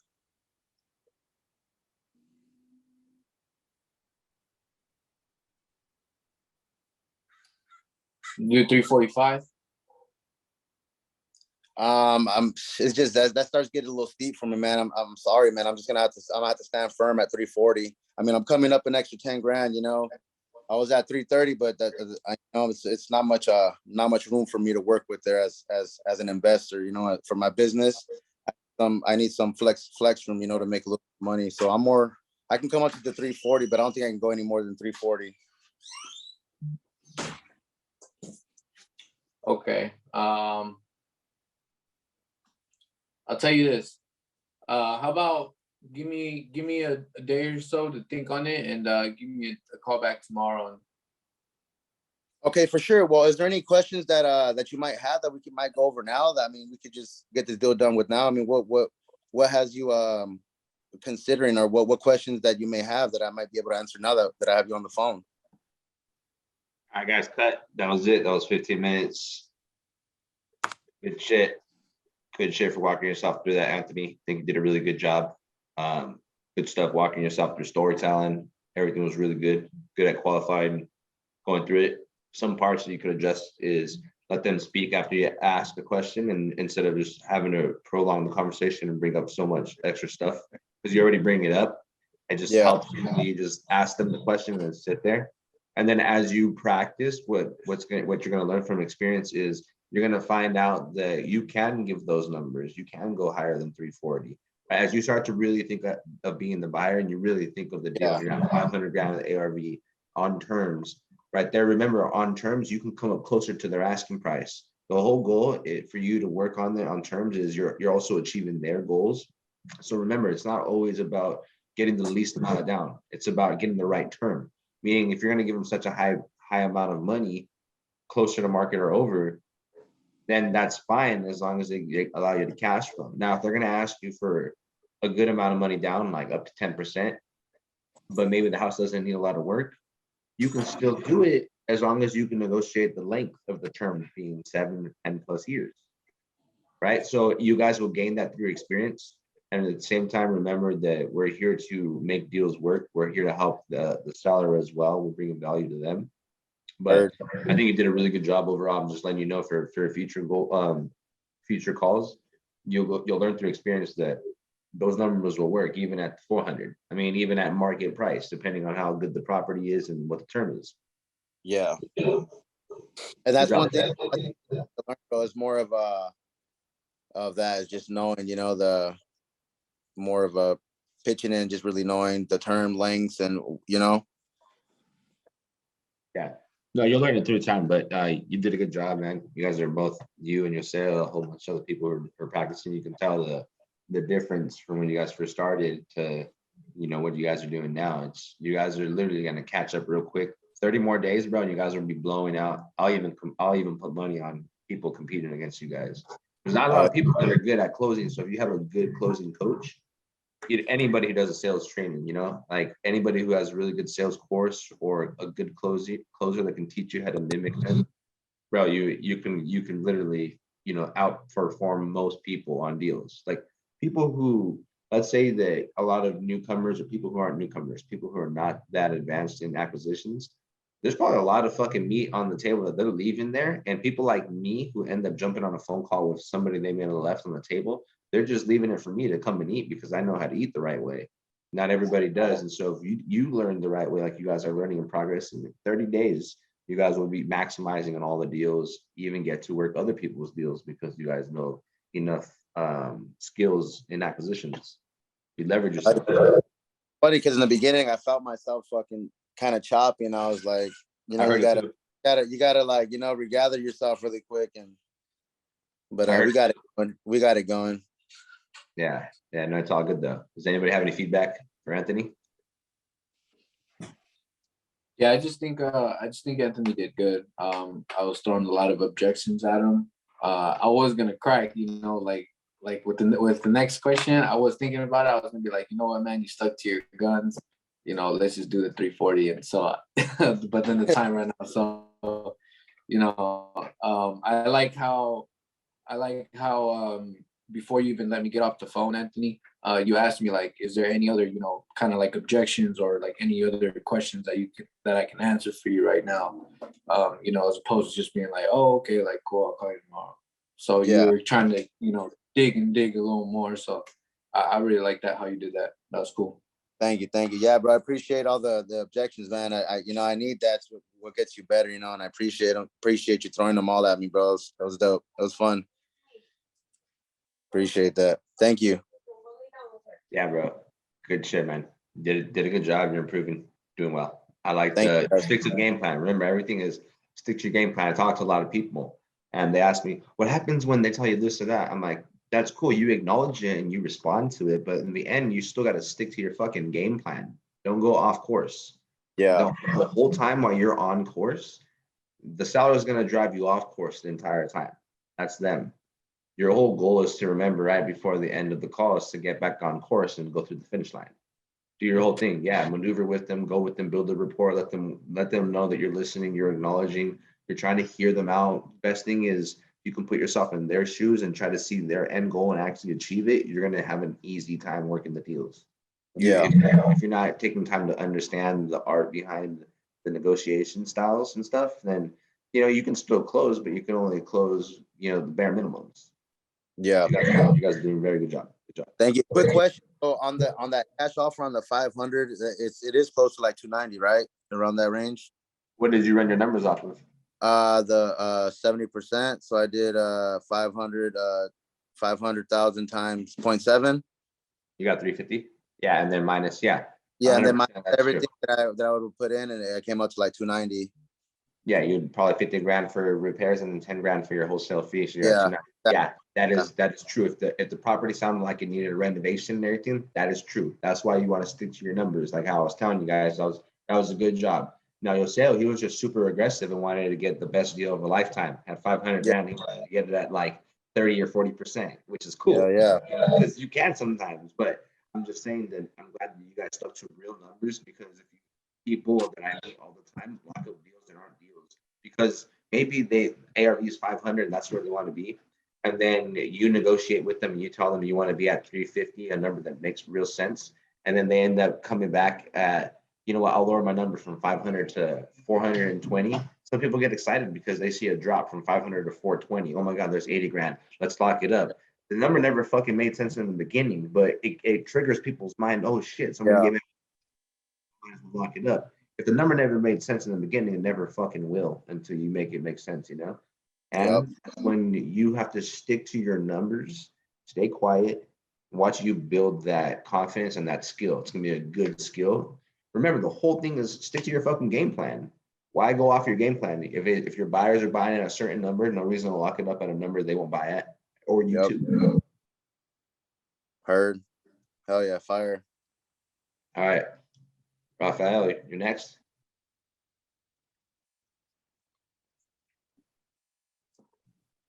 Yeah, 1 second.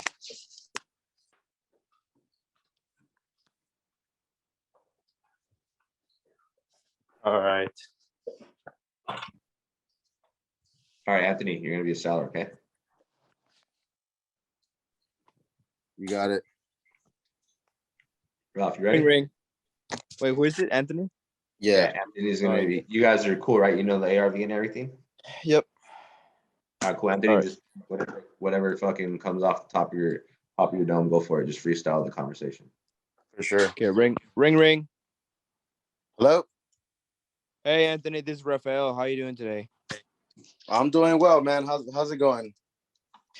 Well, I was going through the area and I'm kind of looking to buy a few more properties here.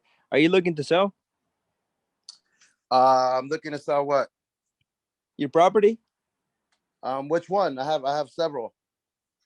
Oh, you have several. The one Yeah. in 123 Main, specifically.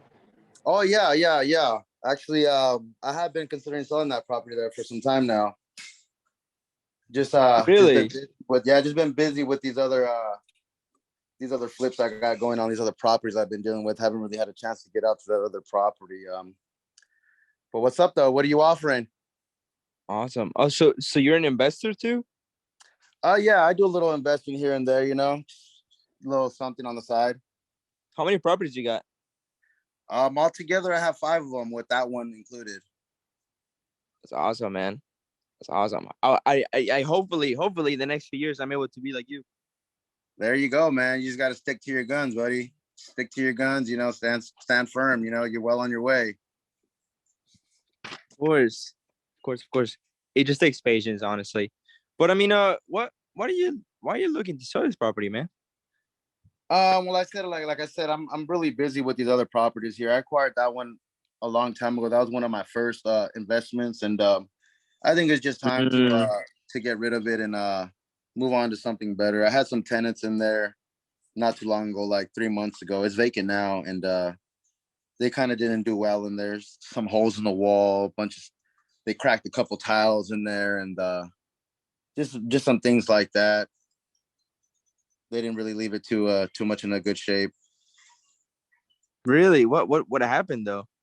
I'm not too sure. These guys were. I'm not too sure. I'm pretty sure they were probably right throwing parties there, selling drugs out of there. I'm pretty sure, probably selling crack or something. I don't know what the hell they're doing, bouncing off the walls in there.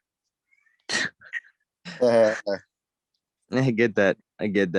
Oh my God. So why are you kind of looking? What would be the best scenario for you? Did you already think about a price? Actually, I have not. So back then, when I acquired this property, I mean, I really didn't pay much for it. So, but I had put some type of money over time. But like I said, these tenants that came in, they just destroyed pretty much everything I had put in there. So it might need some work again. So as far as the price, I'm not really too sure. I mean, I haven't had the chance to go out there and really walk the property, so I can't really tell you how much it might need. I could tell you what's wrong with it. I mean, you walk in the front door, I know you need to change the front door for sure. The back window, I know they tore down the back window. I don't know what they were doing. You need to replace the screens. The tub, for some reason, it turned yellow.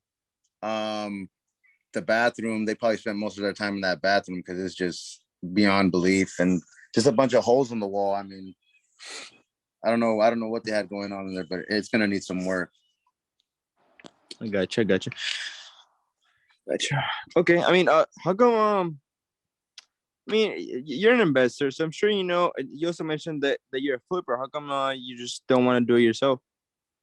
Well, it's like this place is in a really nice neighborhood. It's a really nice house. These guys just came and really tore it up. I don't know. I mean, Mm-hmm. they had money. They were probably spending at least $1,000 on whatever the hell they're doing a week. So they just trashed my place. I mean, it's a really nice house in a really nice area. Just the inside is tore down. I don't know what the hell these guys did to it.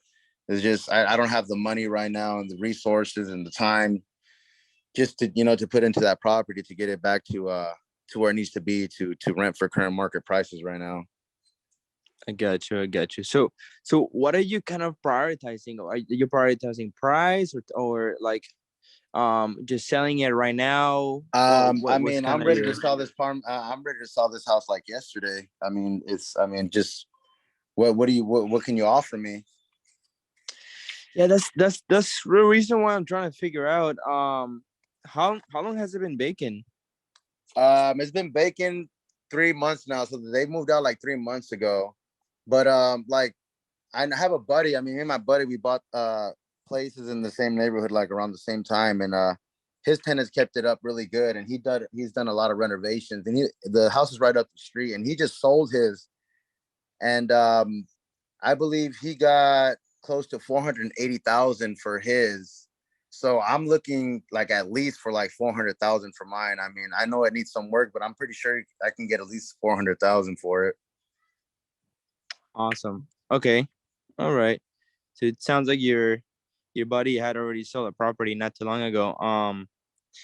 How much was the property bringing you every month? I was renting it out for 2,500 a month. Okay. Okay.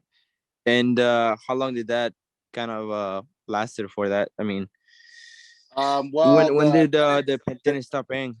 the tenants were on a 2-year lease, and out of the 2-year lease, they probably paid they probably stopped paying me like the last 6 months. So I had to pay like 6 months out of pocket for it. Yeah. I get you. I get you. Damn, man, this is a tough situation. Yeah, I see why you want to sell it. yeah, it's really tough. I mean, it's costing me money every month, and I just don't have the time for the repairs. And yeah, like I said, I wish I was able to sell this property yesterday. Well, I'm gonna try to help you the best I can, man. I really am. But you owe anything on the house? No, the property is free and clear now. Now that I've caught up all the payments that were behind, I finally got the property paid off, so it's free and clear now. So all I pretty much need is to put money into it, which I don't have. So Okay. Okay. Awesome. Awesome. All right. All right. So,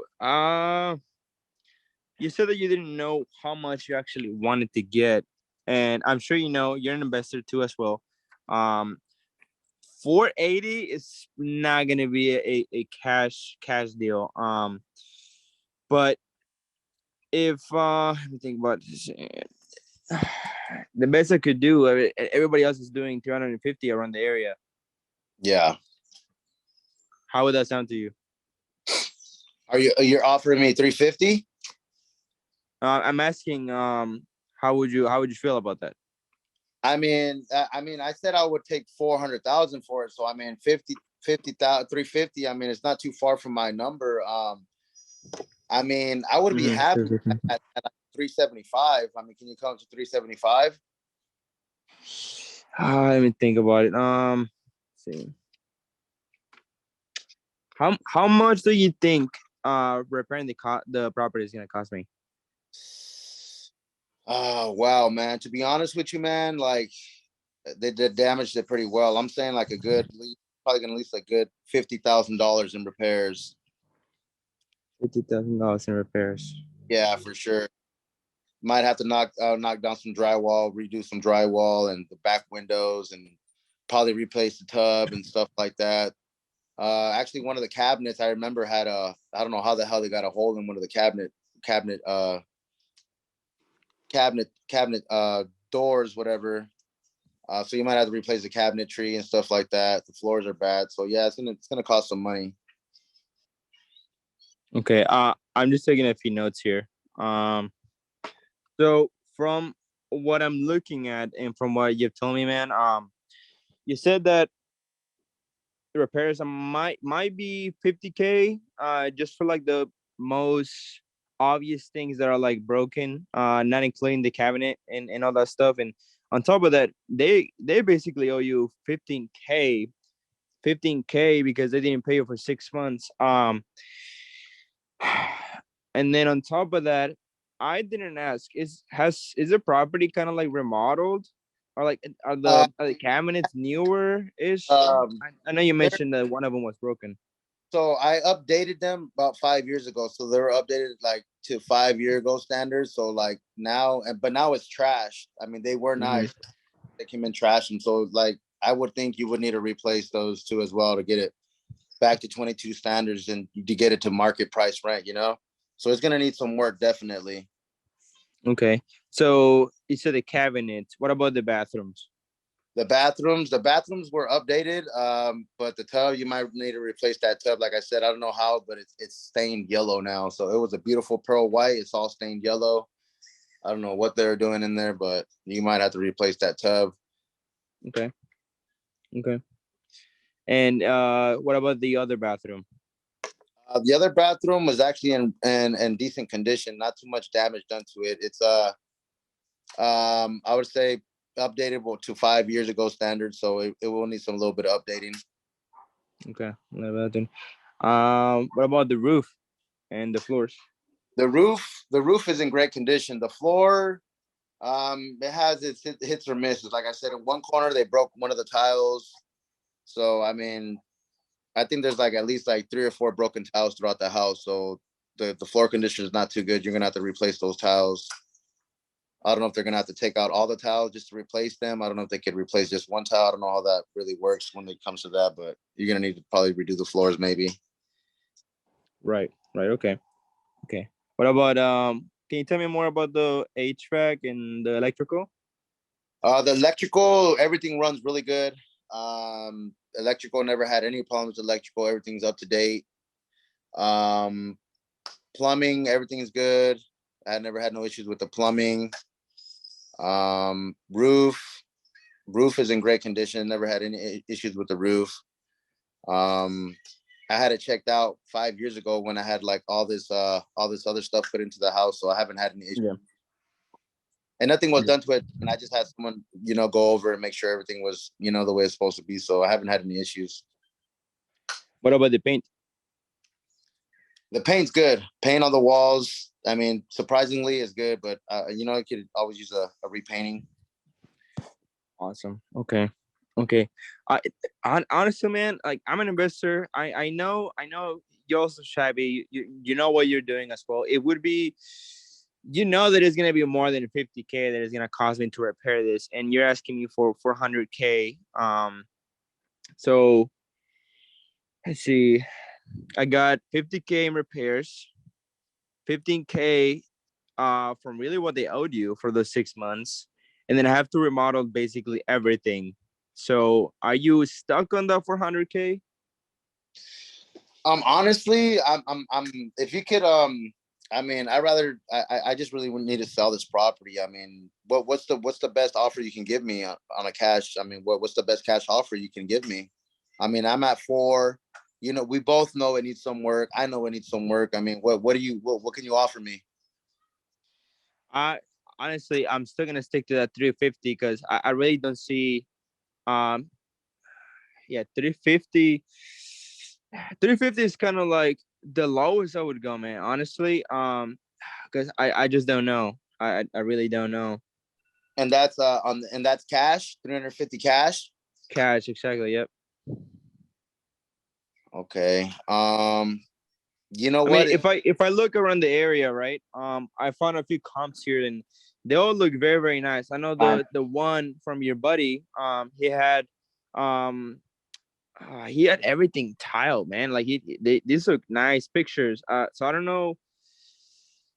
I don't know if I could really do that number that you asked upon the K, especially if I need to repair all this. So are you sure 400K is what you want or what you need? I mean, if you're willing to give me 350,000 cash, Time's up. Time is up, guys. 15 minutes passed. I was about to take that 350 cash and run. All right, it's fine. It's fine. Yeah, we'll just do like power calls, right? 15 minutes, keep it nice, try to maneuver through the call so then we can have time for everybody else to jump on. Good job. Yeah, I think that you'll learn as you go with progress and experience, but good job, sticking to the basics, always sticking to the game plan, qualifying the lead. That's all really what it really is everything relies on the basics and the foundation. Then it's up to you to add on top of all of that stuff.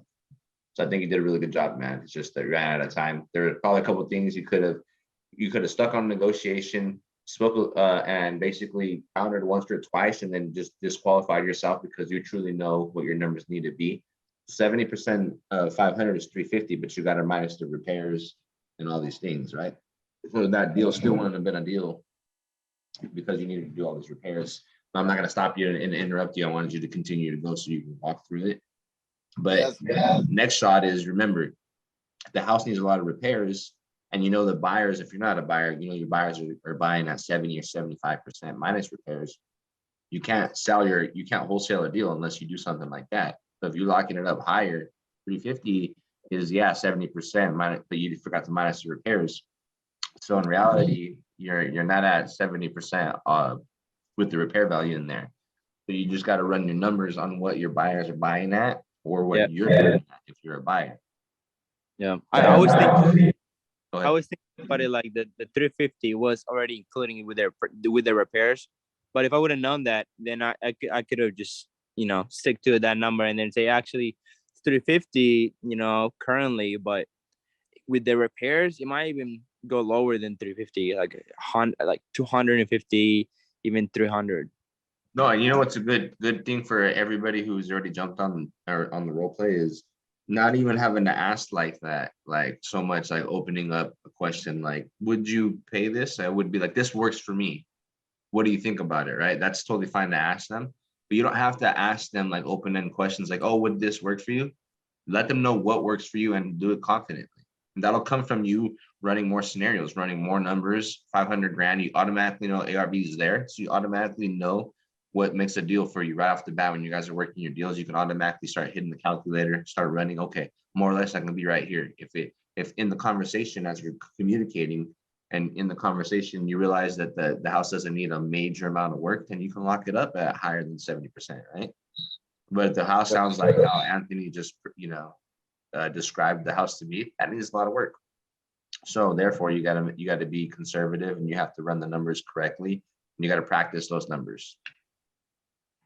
So the 70% basically comes from like what the current price is as is price, right? Technically, and then going lower than that would be including the repairs.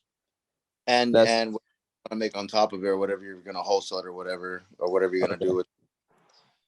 Okay, yeah, that makes sense. I didn't know that prior to actually, like, it didn't really click up until now you told me what. Have you had your maximum allowable offer training yet? No. Because you know about the 0.70. It's just when you say 0.7, it's just a 30% discount for the investor because you're buying it basically as is, and it's going to be the person to put the work into it. Right.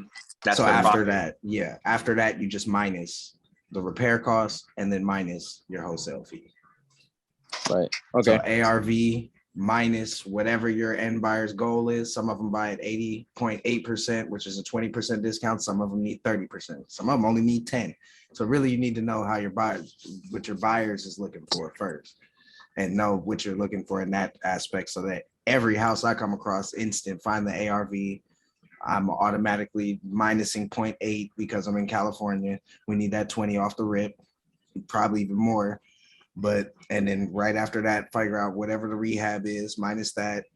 And then for every $100 of cash flow you can come up with, you're usually looking at, if that's how you're locking it up creative, that's how your assignment will be taken out of that one. But if it's cash and you do it the right way, or do it Okay. how you need to. You just subtract that number also. And then that gives you your Awesome. full on number you need to lock it up at, because you have to add your wholesale fee back to that number to sell it to get your wholesale fee. Okay. Okay. Yeah, that makes a lot more sense. All right. Thank you. Thank you. Thank Yeah, you. great job, though, bro. You did a great job maneuvering through the pillars and sticking in there and just great story and everything, bro. It was good. It was great. Good shit. Thank you, Anthony. Appreciate you, man. Yes, sir. All right, let's move on to the next one. Who's up? Oh wait, Chris, Trojan Chris. What up? What's up, brother? How are you? I'm nervous. It's all good, bro. A lot of people get nervous in here, so it's okay. This is the spot to be. So you're gonna be next, okay, as an end buyer. Don't worry, man. Be nervous is part of the game. Luckily, we're here to be on your side. And so just know when you're not good at something, you can't expect to be great at something. So know you're gonna have some flaws here or there. You might make some mistakes. It's okay. We're here to catch you if you fall or when you fall, because you most likely will. It's okay. So what we're gonna do is you're gonna be the end buyer. The ARV in what the market around there is 500,000. If you were to bring up the bed and bath count in square feet, it's 4 bedroom, 2 bathroom, 2,000 square feet. Let's put Shane. Shane will be the seller. Dime X. So just Got you. his name is Shane, and you just use your guys' names, Chris and Shane, and Shane will create the story. But when you're ready, we're gonna put ourselves on mute, and you're gonna just role play. You're gonna say ring ring. He's gonna answer, and you just do your thing. I'll be in the side chat right here. Have your side chat open. I'll say a couple things, and when you get stuck, just go back to the. I'll just tell you what hey, go to the basics, the 4 pillars, right? So I'll try to guide you and to help you out as well. All right. All right, I'm going on mute. Ring ring. Hello. Hey Shane, how are you doing today? Hi, who is this? Oh yeah, my name is Chris. I'm a student at Buy Homes. I just called you just to see touching base. If you're still interested in selling the property at 123 Main Street. Oh yeah, I just had it posted as a FISBO. I'm leaving it up for probably like another 2 weeks. If nobody really gives me the number that I'm looking for, I'll probably list it with an agent or something. Oh, I see. Also, what is the number that you're thinking of? I have it listed right now for 500K. 500. Got it. So yeah, is the property currently occupied? Yeah, Do there's you a have tenants tenant there? inside of it. They're month to month right now, but they know that I'm going to sell it. So they know that there's going to be a new lease that they're going to possibly have to sign with the new buyer or so. So I don't know that whoever ends up buying it, it's the tenant's going to be their problem. So yeah, how much are they paying like month to month? I have them Currently. at market rent.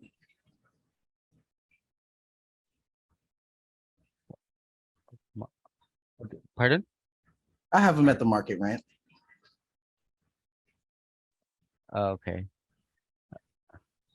I'm sorry. What's a market rent? Oh, the market rent right now for the house is about $1,500. Okay. So yeah, I see. So going back, can you talk to me about the conditions of the property? How old is the roof? Well, within like the last 5 years or so, I would say we haven't really updated anything major. Probably one of the bathrooms needed a new toilet or so and plumbing. So that was really it. Other than that, everything basically still looks the same as the way I bought it. How many bedrooms and baths does the property have? It's 4 bedrooms and 2 baths. Awesome. How many square feet? Square foot, I Damn. mean. How much was the square foot again on the bigger house? Two thousand. Oh, 2,000, about Yeah. 2,500 square, somewhere roughly in between like 2 to 2,500. It should say inside of the parcel. I just Ah. listed at 2,000. Awesome. So since you mentioned that you only repaired the bedrooms. Oh, no, the one bath that you mentioned earlier. So there's no other part of the property that needs repairs or needs any major upgrades? I'd probably say if you redo the flooring, probably put some new carpets or so and then repaint it on the inside, it should be all good. Probably just I need a see. little bit of inside work on it.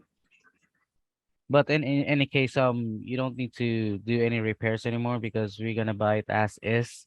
So you don't need to do some work with it if ever we agree on a price or what we can work with you know having an agreement with the numbers.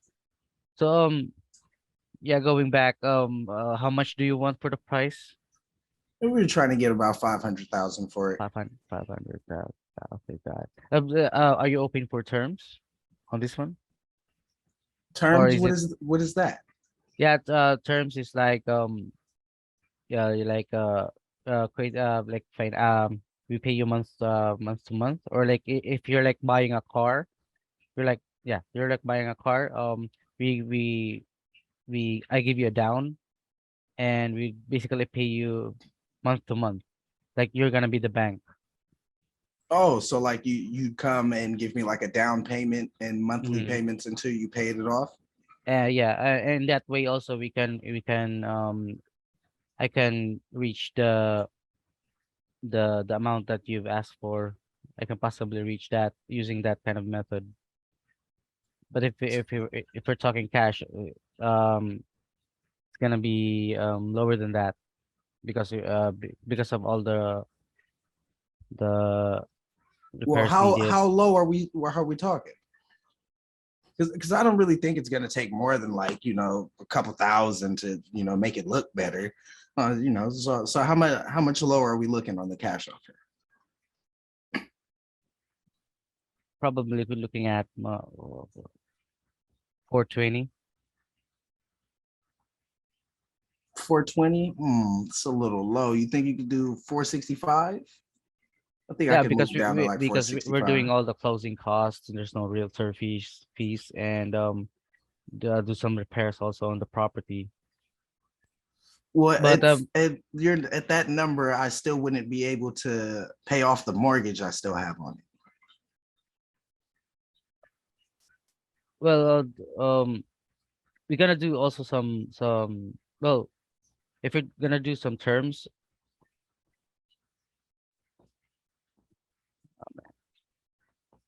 how much is the do you have mortgage on your property? Yeah, the mortgage every month is about $1,100. That's why I said I had the tenants month to month right now at about the market rent of right now as is about 15. But after fixed up, you for surely getting, I want to say like 2,100 a month after fixing it up. So, it'd be able to cash flow a lot. That's why I just need to be able to get the number I was looking for to be able to pay off the rest of my mortgage and then move into a smaller, put down another down payment or so on another house that's a little smaller. I live by myself now after my wife Mhm. passing. Oh, I'm very sorry to hear that, man. No, it's okay. We had a fruitful life. I'm up there in age and retired. So we were happy. I see. That's Hold good on, to doing hear. something.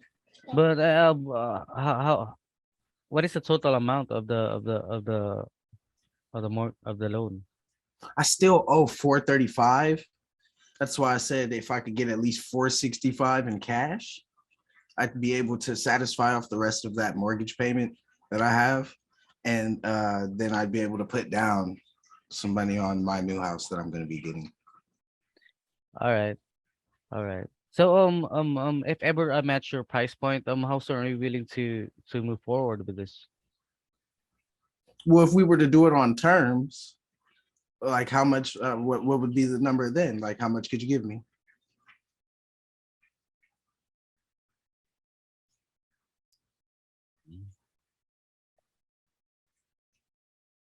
Oh, what do you need?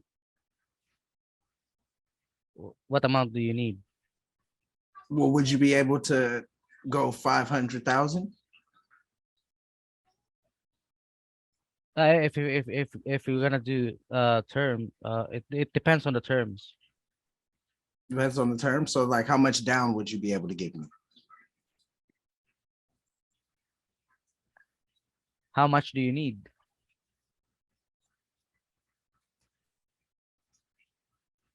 Would you, let's say 100,000?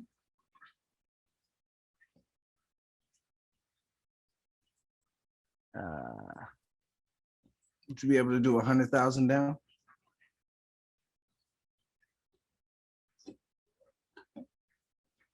All right.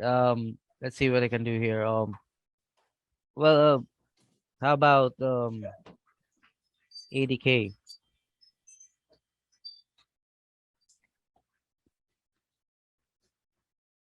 80 down. Yeah, that's the lowest that I can give you.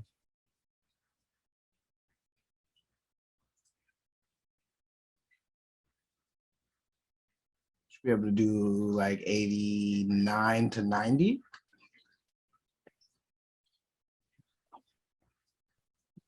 Maybe at 85. That's the last thing that I can you know that I can give. I'm gonna be firm on that. Okay, because I'm just really trying to get rid of this thing. Like these, I'm not really trying to have these tenants anymore.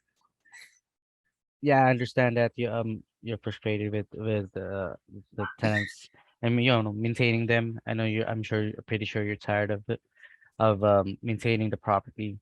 But yeah, Yeah, they're not behind on any payments or anything like that. They've always paid. So uh-huh. they're just a hassle to deal with, a lot of calls here and there about little things and such. And, I satisfy them as much as possible. It's just up there in age now. I can't be doing all this, back and forth, trying to be a landlord for them and stuff. So, I was just really trying to get my numbers so I could just walk away from this thing.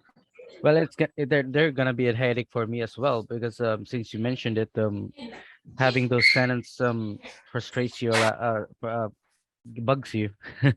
So yeah, it's part of the. So yeah, that's the. But when I What? purchased this, let's work this out and work with me in the money down. If I think 85K is good for you, then if it's reasonable for you, then yeah. Carlos, can you sub in for me real fast? I just got hit with something. Yeah, that's fine. For sure. Go for it.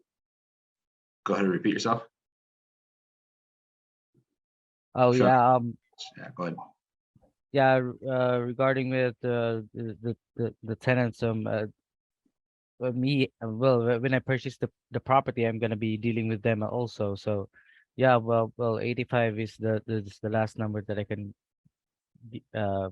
give. Yeah, that's true. They are a headache. I'm tired. I'm older now and ready to retire by myself. Like I was saying earlier, how I mentioned I'm just downsizing. So I understand you're gonna get the headache as well. They're, like I said, they haven't missed payments, but they call a lot, have a lot of little projects for me to do. So okay, we could do the 85. Awesome. That sounds great. So yeah. So when will be the how soon are you like gonna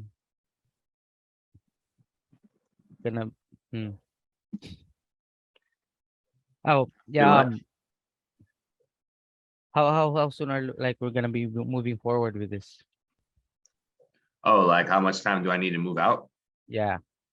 Well, I don't live there. It's vacant now, so it's ready to go as long as the numbers make sense for me. Ready to.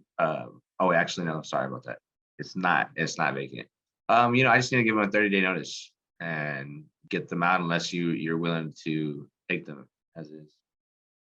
Yeah, I'm gonna take that. So yeah, yeah, but I think we're all good here now. You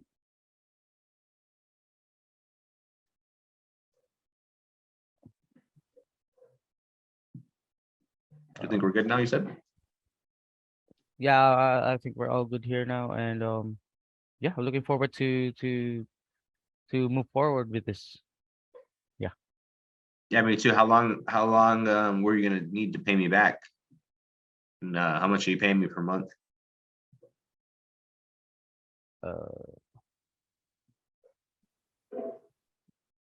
I'm just gonna compute that real quick.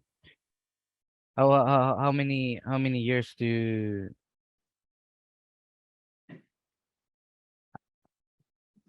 I'm sorry, I still don't have knowledge about this type of stuff. Okay, just ask me how many years do, how long am I willing to carry the paper for? Hey, how long are you willing to carry for? And then I'll tell you a length and then, you know, you're just asking me how much money down are you willing to accept from me? That's an easy way, so you don't have to go and get stuck on brainstorming is always stress, hey, hey, Chris, how much money down are you gonna give me? Well, I don't know. How much money do you need? Every time. What's the next thing? How much interest if interest comes up? I don't know. How much do you need? How much payment? I don't know. How much do you need? Just remember in the payment, what I tell them is this. Okay, just remember for me to pay you more, you have to let me cash flow. So my payment to you just needs to be less than what I can rent this out for. So then they already understand the expectation is you just need to make some money. And so they're gonna have to accept a number that's less than market rent. So Okay. just ask me, I'll just jump into it. Yeah, so wait, how long again, Chris, did you say that you were gonna want to pay me for and how much money a month did you want to pay me? Now, how much do you need?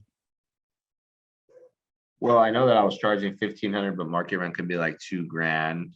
So, you know, you probably have to make a little bit of money. So maybe I can charge you like 1,500 bucks if market rent's 2 grand. That sounds good. Okay, well, how long do you need to, how long were you thinking of me carrying the note for? How soon are you available? I mean, I'm just curious, do you need it for a long time? Uh,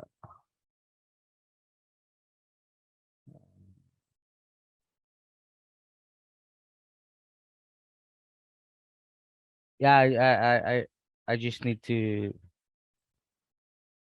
and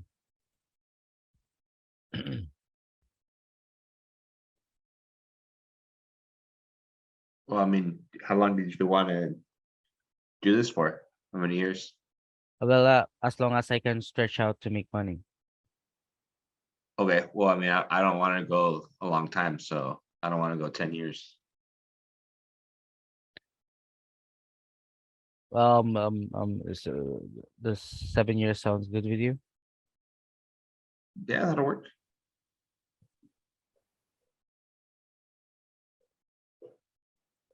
Yeah, okay, that's fine.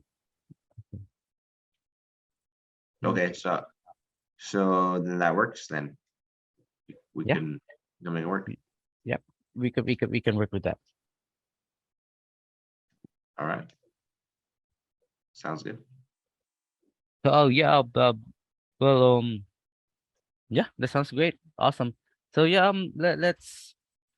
Well, thank you I'll keep in touch with you along the way, and up until I give you that down. So Okay. yeah, thank you, Sean, Sounds- for today. Have a good one. Yeah, no problem. Shane's doing some stuff in the background with his family, but yeah, good job, Chris. I'm sorry. No, you're good. You're good. Context. Chris over here just threw himself into deep water. So, I mean, he's that. Yeah. Props to him. Like he's Yeah, got good work, Chris. a ton of like new things for him. There's a Primarily- lot of things here that is not familiar You're to good. me. Dude, you're trying to take it in, process it, and spit it out as fast as you could. It's all about putting yourself in uncomfortable positions, and you know that heightened emotion state is going to make you remember everything you just claimed on this call right now for the next one. So that's awesome. Yeah, bro. You'll learn to level up really quick here. I'm not your average acquisitions package just gets back. So you'll learn, just come in here as much as you can, but you'll level up, man. You'll level up for sure. Good job. Thanks. Well, what my knowledge is that I've been cold calling for a long time now. So based of what I know, it's all about cold calling. But all this lead manager and acquisition stuff is new to me, especially with the numbers, with negotiating with the numbers. Yeah. I was totally blank. But I have ideas. But well, observing you guys in this net dial gave me that ideas. That's why I'm actually the nervousness was gone. I was just like, what's the flow? What's next? What's but thank you for helping me with that. Good job. Thanks for coming on and trying out, bro. Okay, thank you. Good work, Cool. Chris. Everybody good? Let's see. Anybody else want to jump up? We had a good amount of people going into the role play now.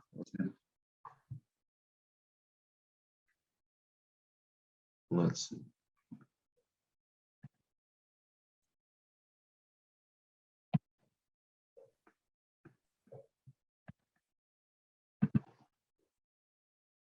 Yo, Jesus, you there?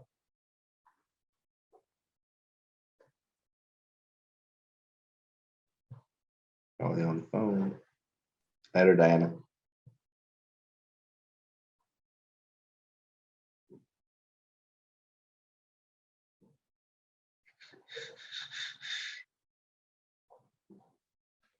All right.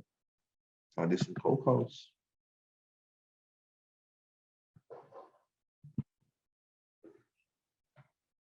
I'm gonna keep this short tonight. I'm gonna end in an hour. Got some plans. So let me just call out some leads. Does anybody have any direct leads they need me to touch base on now?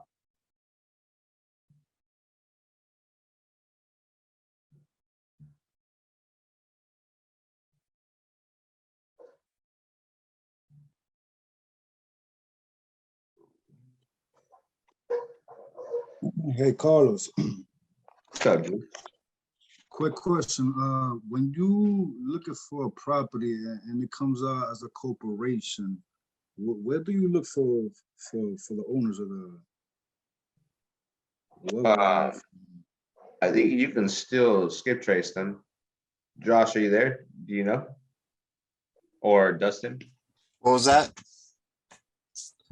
Skip tracing corporations? Like LLC? Yeah.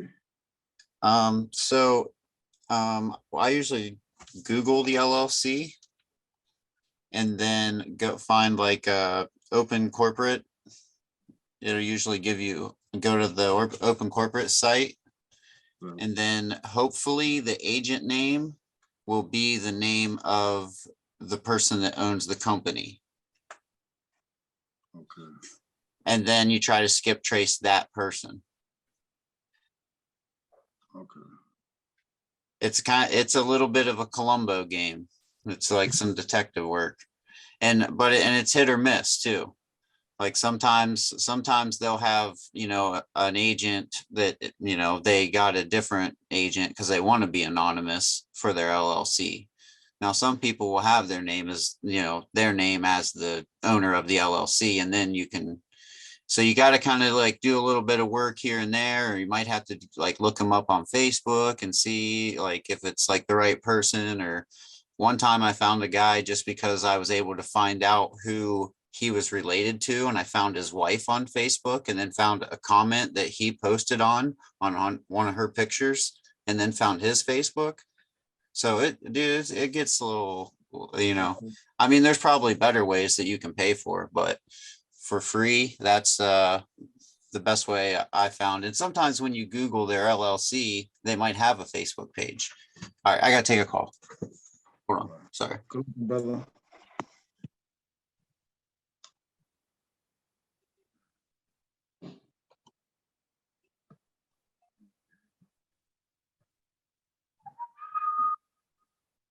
You guys have any questions for now? I'm just doing some stuff behind the scenes.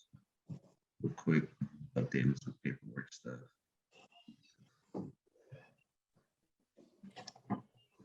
Are you gonna do live calls today, Carlos? Yes, sir. Wow, what's cracking? You want to do something? Up to you, man. I'm good with whatever. Anybody wants to do live calls too. Like anybody can jump in.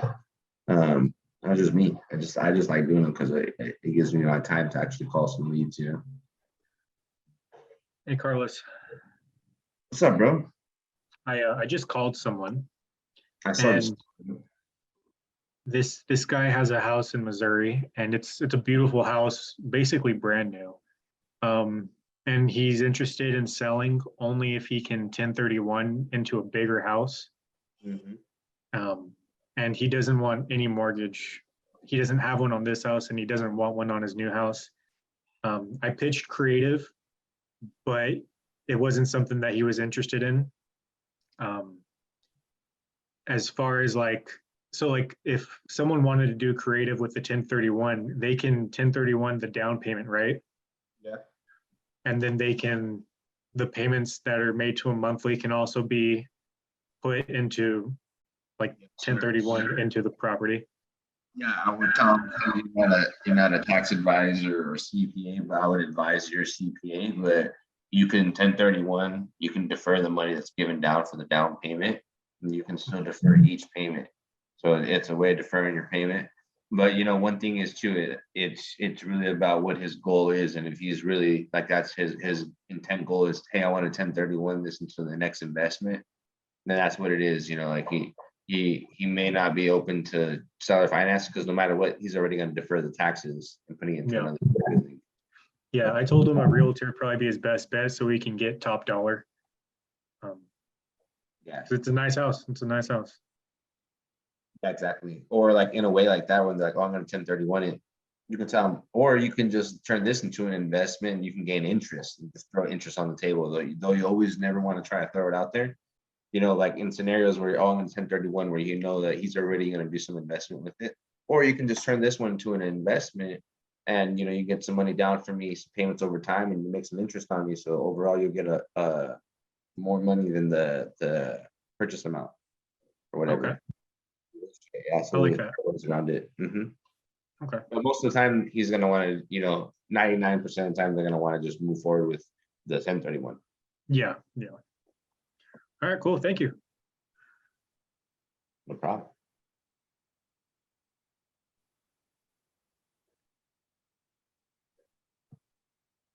Let me see.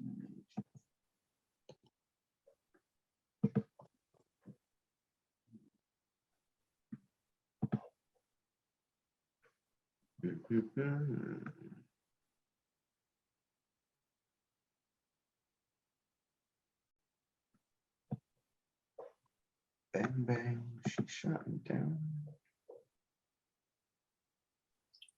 Hey, Carlos, is it hot up there in Palm Springs right now? Yeah. It is like 100. That's not crazy like it used to be. Like it used to be like 125.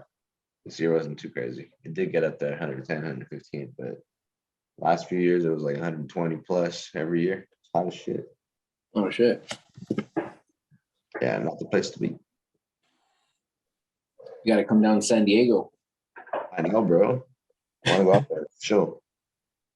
Yeah, for sure. Well, I'll go out there and we'll go door knocking, bro. I want to get some properties out there. Yeah. You been down? Have you been down here before or not? Yeah, I've been there a lot of times. Been a lot of places in SoCal. Sick. All over the streets, cuz. Yes, sir. Call this lady.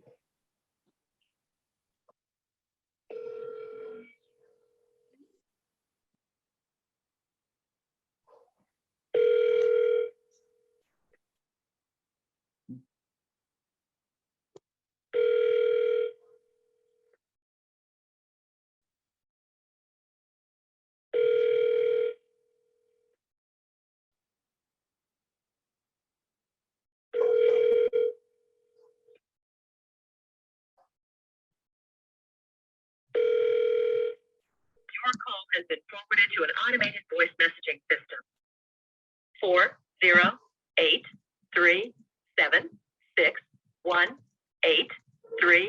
40837618131 is not available.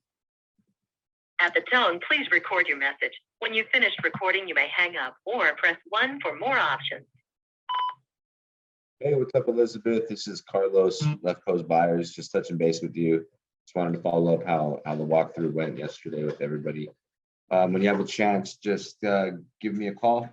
My phone number is 925-966-1271. Thank you.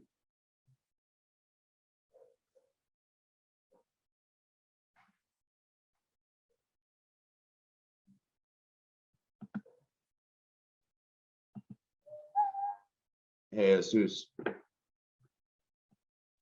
Yeah, what's up, bro? Girl, Eula, when do we want to follow up call with her?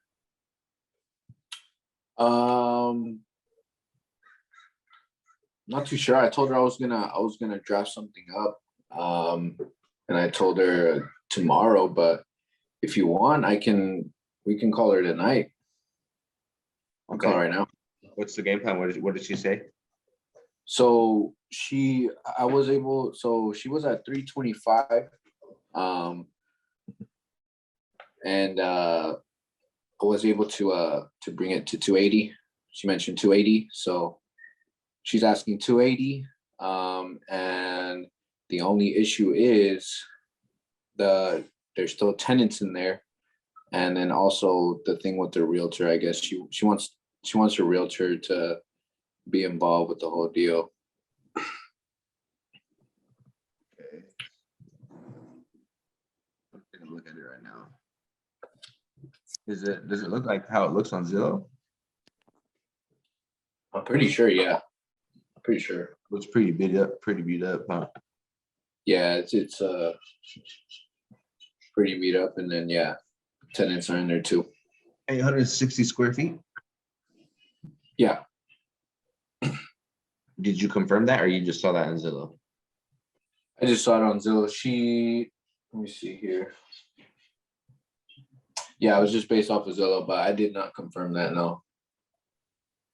Like the comps aren't going for like 420, but that one's for 670 square feet. This one's 860. One sold for 500,000, which was actually the closest one to it. That one sold 8 days ago for 500 grand. Not bad. So, but one sold for 400. One sold for 325. Let's see, 6 months ago. Another one sold for 500,000 4 months ago. 800 square feet, which is very similar to that. Could be close to. I don't know the neighborhood that well in Oakland, but it could be good to go take a walk through and everything. Yeah. Did you tell her cash or creative? Cash. Okay, and was she open to the 280? To 280? Yeah, that's what she said she was open to, or you? Yeah, 280. No, she said she wanted 280. So okay. So how did that part get brought up? The number 280. Like you guys were just discussing it, negotiating, and she said, "This is what I want to be. This is where I want to be at." So when I spoke to her initially, I guess she was asking like 3. And then like when I first talked to her, she was like, hell, I'll just she's like, if you're really serious, I'll knock it down 10. And then I was like, okay, cool. And then I followed up with her today, and then she was sitting at 280. So I was like, are you still like, where are you sitting at? Are you still sitting at that 300? Or she's like, oh no, she's like, I'm at 280 now. I was like, okay, cool. I was like that, And then I asked her if there was any flexibility on it, even a little bit. And she said no. She's already went from, I think last year she had it listed for like 325. So she's just getting older. She's a tired landlord, and she just wants to sell it because she don't want to deal with the whole tenants headache no more.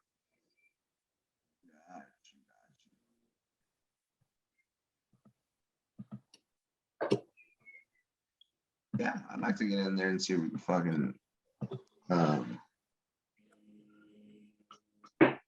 let's see. I mean, if you want, you can call her now. Just mention that you talked to me, and I'm sure she'll remember. All right, cool. That'll work too. Call her up. You log notes into it? Not yet. I was actually about to do that right now. I don't know if you want me to do that first or if you just want to shoot for it. For it and I'll call it. What's up? I'm gonna call her, but go ahead and put the notes in. Okay.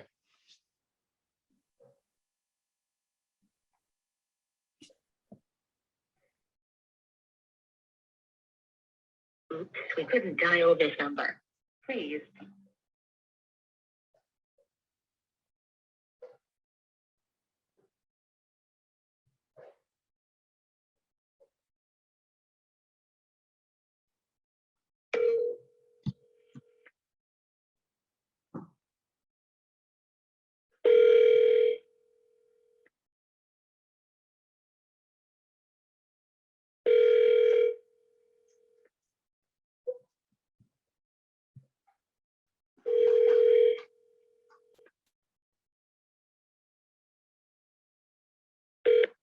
Hi, this is Yula. I don't have time to answer the phone right now.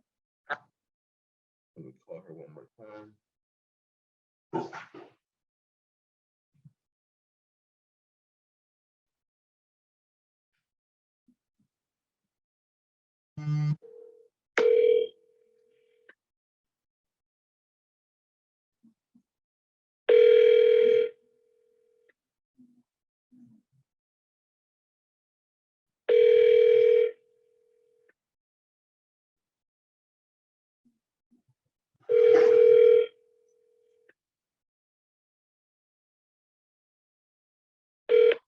Hi, this is Yula. I don't have time to answer the phone right now.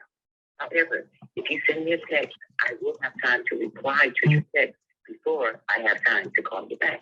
Goodbye. At the tone, please record your message. When you have finished recording, you may hang up or press 1 for more options.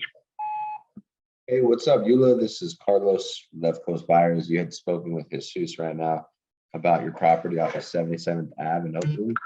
I just wanted to touch base with you really quick and jump on a call. When you have a chance, either tonight or tomorrow, call me back. My phone number is 925-966-1271. I'm gonna go ahead and send you a text.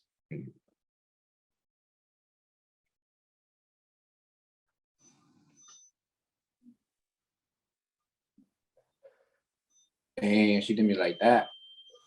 Yeah, like that, bro. That's all good. Yeah, I'm just sending her a text real quick. Cool, man. I appreciate it. No problem.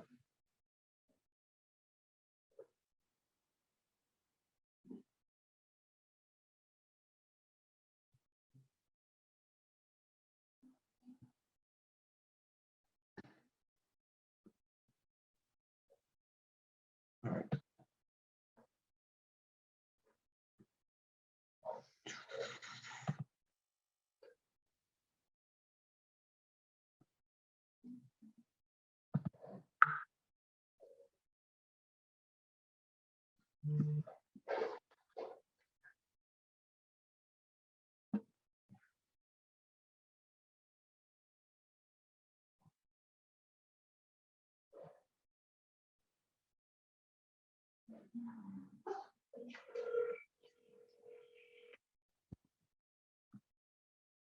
Your call has been forwarded to an automatic voice message system. 510206667.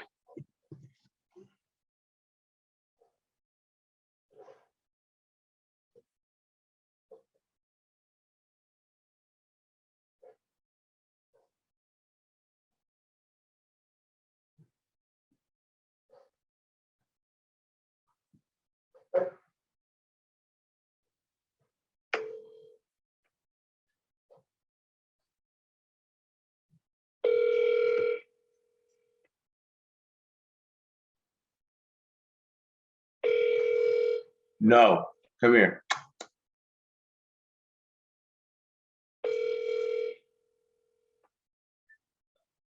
Hello? Hey, what's up, David? This is Carlos. How you doing, man? Yeah, I'm just touching base with you. I had spoke to you last week, about your property. Can you hear me better? Yeah, can you hear me better? I'm just touching base with you on about your property right there off of 505 East 22nd. I had spoke to you last week.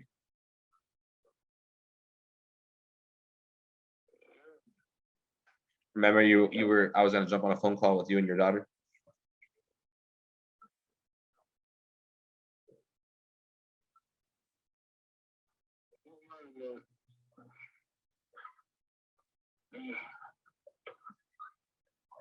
You okay? I gotta turn this TV off.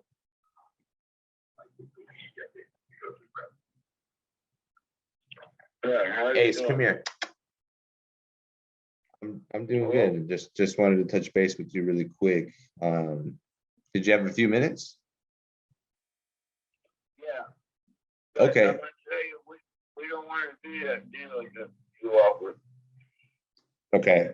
You made your final decision that you don't want to sell it on terms? Okay, so are you guys planning to sell it or keep it?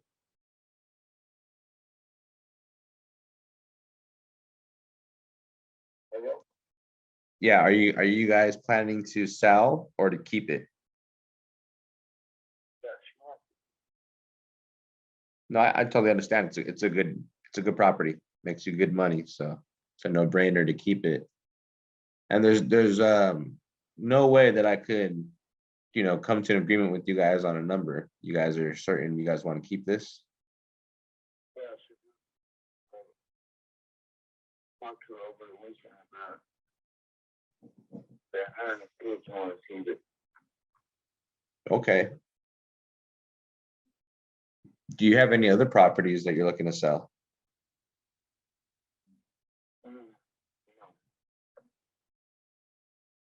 No, I don't.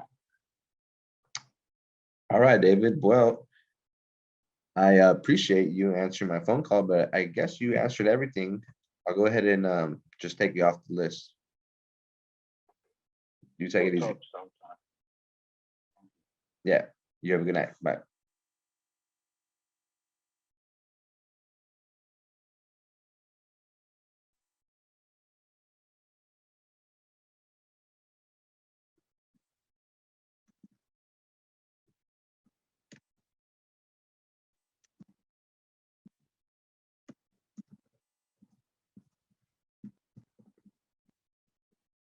Da-da-da. When's your follow up on that one? What up? When's your follow up on him? I don't know, probably like in 2 months or something down the road. It's really about he's gonna pass and give it to his daughter. His daughter wants it. Oh, she actually wants it. Yeah, she actually wants it. Oh, okay.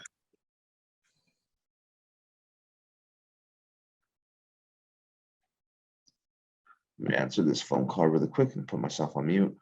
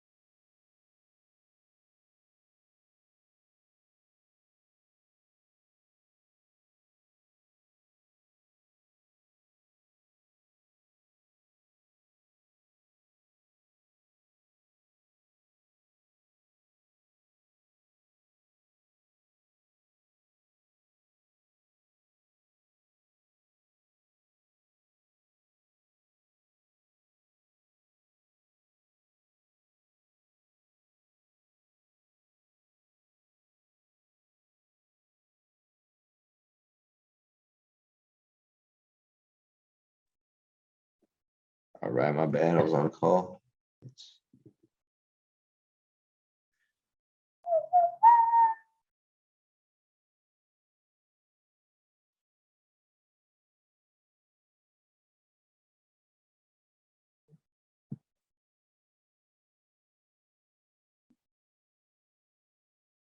What's going on? What's up, bro? How's your day, bro?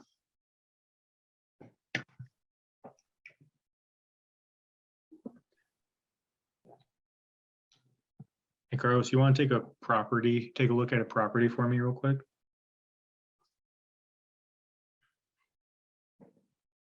Yeah, I'm down. Okay, I'll put the address.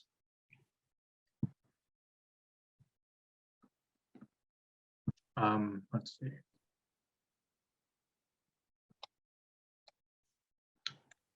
Dude, I was on a Zoom the other day, a multi-level underwriting Zoom. There's probably like 30 or 40 people on the Zoom. And like somebody jumped up to, or I don't know, somebody jumped in and then screen shared and then literally like typed like some porn on and then put porn on, dude. And it was fucking hilarious. Everybody, like the guy who was like hosting it was like, oh my God, I don't know what the fuck's happening right now. Who the fuck is sharing it right now? And there are all this porn and it's just like hardcore porn. And I'm laughing and somebody's like, oh my God, when I record this, just know that I'm going to edit it before I post it. And I'm over here like laughing. I'm like, nah, just keep that shit. It's authentic as fuck. Everybody's That's been laughing even happening a harder. lot. Everybody was laughing even harder after I was like, nah, keep it as super authentic. Now, Naaman and a couple other like event holders and bigger wholesalers had a like a live Zoom or whatever. It happened to them at the end. They just had to end the call because they were like freaking out because someone took control of it. Yeah, that shit was hilarious. Sounded like some kids. I don't know. You just hear these giggling in the background. And you got some weird hardcore specs. Or no number.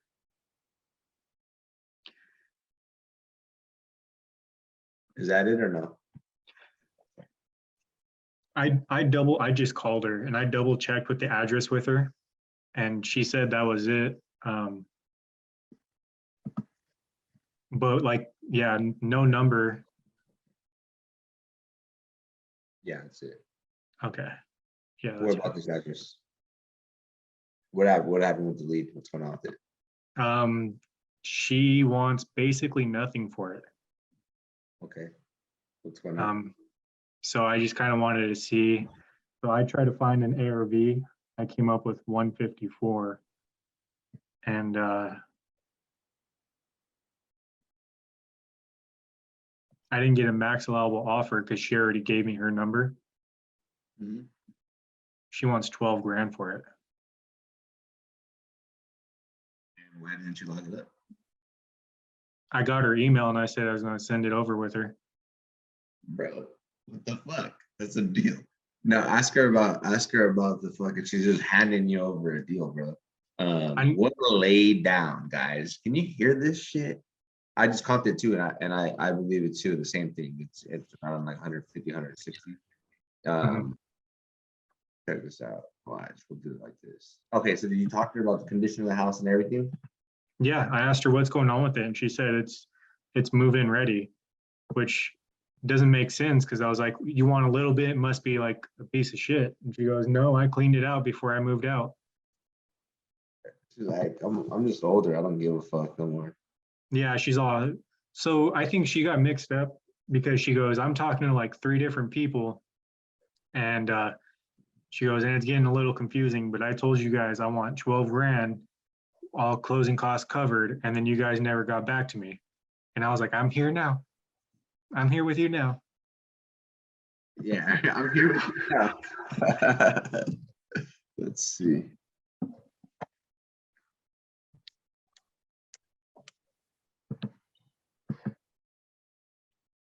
All right. 8 grand for this house. What? Nah.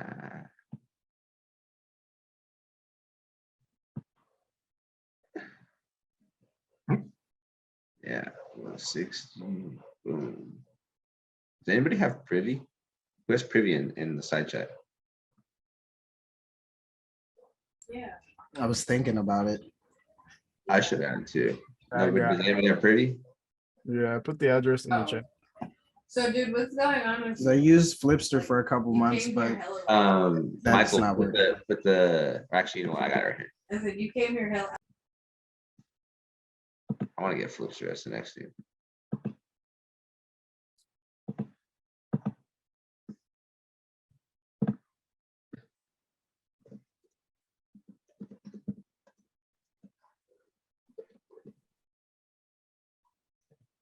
Her only thing was she wanted to sign a physical paper. It's okay. You can just drop it in the mail, send it over. Okay. She said she wanted to see someone in person, and I said, I'm gonna have to find someone. Just get a notary. Just have a fucking notary, or like what, like, okay, so we'll jump on the phone call and we'll ask her, you know, like, what do you mean? You need somebody to walk the property before you buy it? Do you mean like notary? Do you need a hand signature? What are you talking about? We'll find all that out. Okay. Like, we Yeah, should her- find that shit out right now. Okay, Nick's calling me right now. All right, we'll answer Nick real quick. You ready to tell him or no? I didn't give him any details. All right, I let just- him know so that we can log it up. Okay. I got it pulled up. But it doesn't look like there's been any deals in the area for quite some time. I opened up the search to quite a bit and then there's no comps.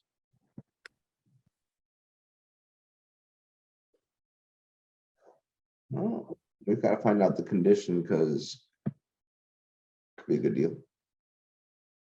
Could be. I only see this piece of shit deal is 8.9, but other than that, the other properties right here on Zillow are on the same square footage, sold for 145 and 205, one in May and one in April.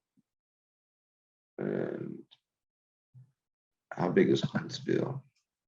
Yeah, I opened up the search pretty much bordering all the major roads, like major highways, just to try and find something. I don't see anything.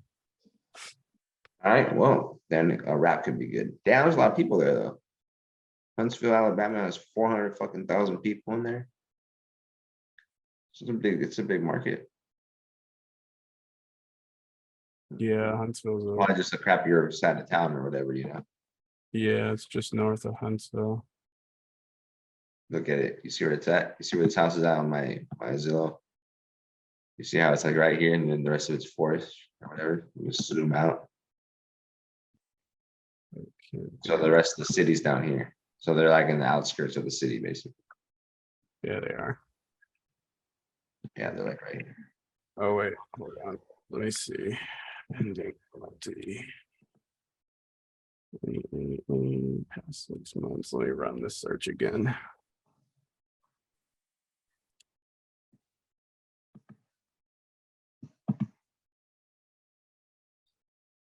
I'd fucking buy this shit on fucking terms. Well, I mean, I would just buy for fucking 12 grand. Just grab a lender. But we're call it wholesale.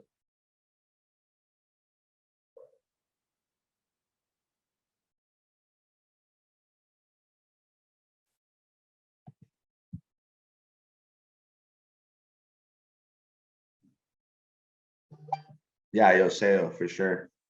You could definitely ask the realtor. That's what they're there for. That's what they do. They have market knowledge. At least, you know, they have a fucking MLS system that they can use.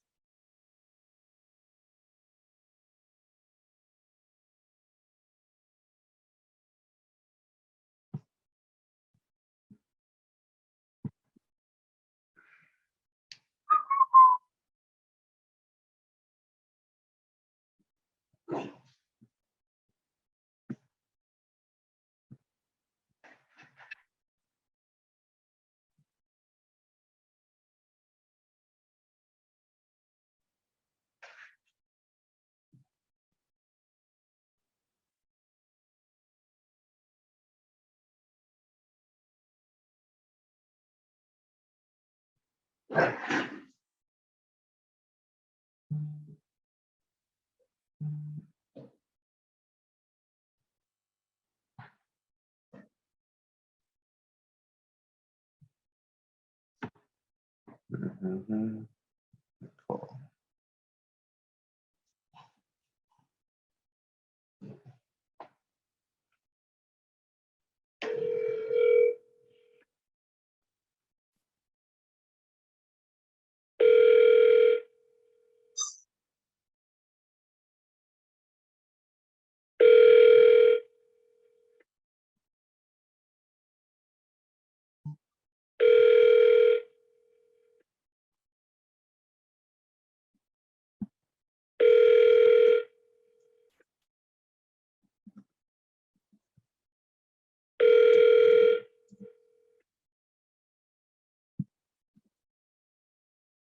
Please leave your message for.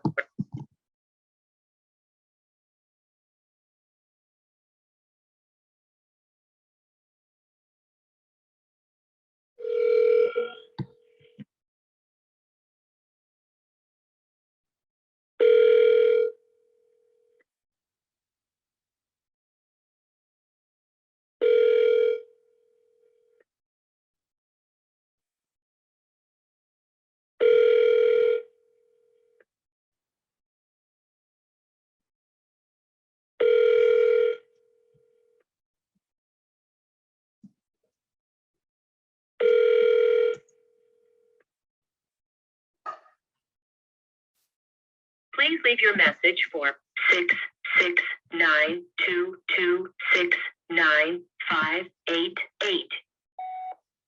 Hey, what's up, Manvian? This is Carlos with Left Coast Buyers. Just touching base with you on your property off of Quail Walk Drive. When you have a chance, please call me back. It's 925-966-1271. Thank you so much. Bye.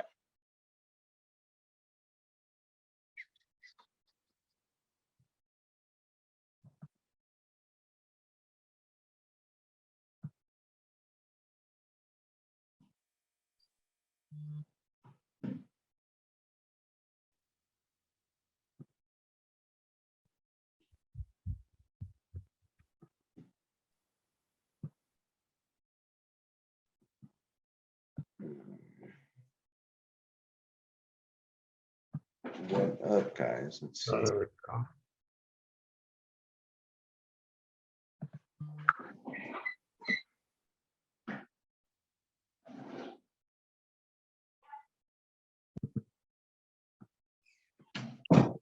Privy was wigging out. It didn't show me any results nowadays. What are you seeing now? I gotta search the address. When I search it in Privy, it shuts down all other comps. It won't show me any data, so I just have to like go by view and map it real fast.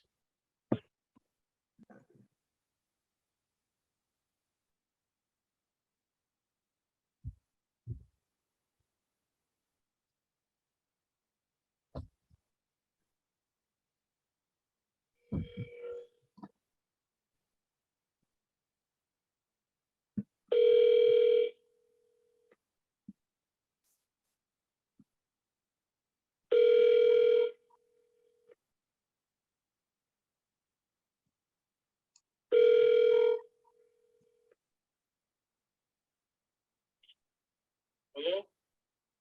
Hey, what's up, Pete? It's Carlos. How you doing, man? Hey, Carlos, how's it going? I'm good, man. I'm good. I was trying to just touch base with you last week. I couldn't. We keep missing each other. Yeah, I could play phone tag with you, man. Yeah, it's kind of hard. No, I know. And I just wanted to ask you, since I haven't been able to catch you really, do you think that I should follow up, with you sometime this week? Because I know that your wife is at work, right, in SoCal? Yeah, right now she is, yeah. Okay. And so I don't want to bother you either. I'm just following up on the timeframes that we set up. So I'm just being diligent and working correctly. But do you think that this week we can set something up for us to give a phone call, or do you think that's too soon? We might have to do something like a three-way, Okay. because I'm back in Fremont and the wife over in Long Beach. Okay. And so when do you Yeah. think would be a good day this week, if this week works with you both, what day would work and what time. I'm guessing the evening when she's out of work. So just, I guess, what day do you think is gonna be the best? We'd have to,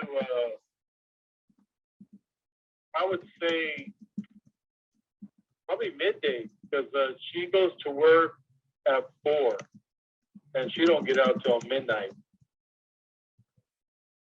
Okay, That's her hours right now. So, we might, probably the best time to maybe, it might be, why don't we try tomorrow around 2:30, okay. 2:30, 3 o'clock. Okay, so what I'll do is I'll schedule a call tomorrow for 2:30 or 3, either or 2:30 or 3. And then what we'll do is we'll jump on three-way and we'll go from there. We'll see if we can resolve some stuff. It might take us a few phone calls since it's gonna be not your traditional cash sale, but or cash purchase.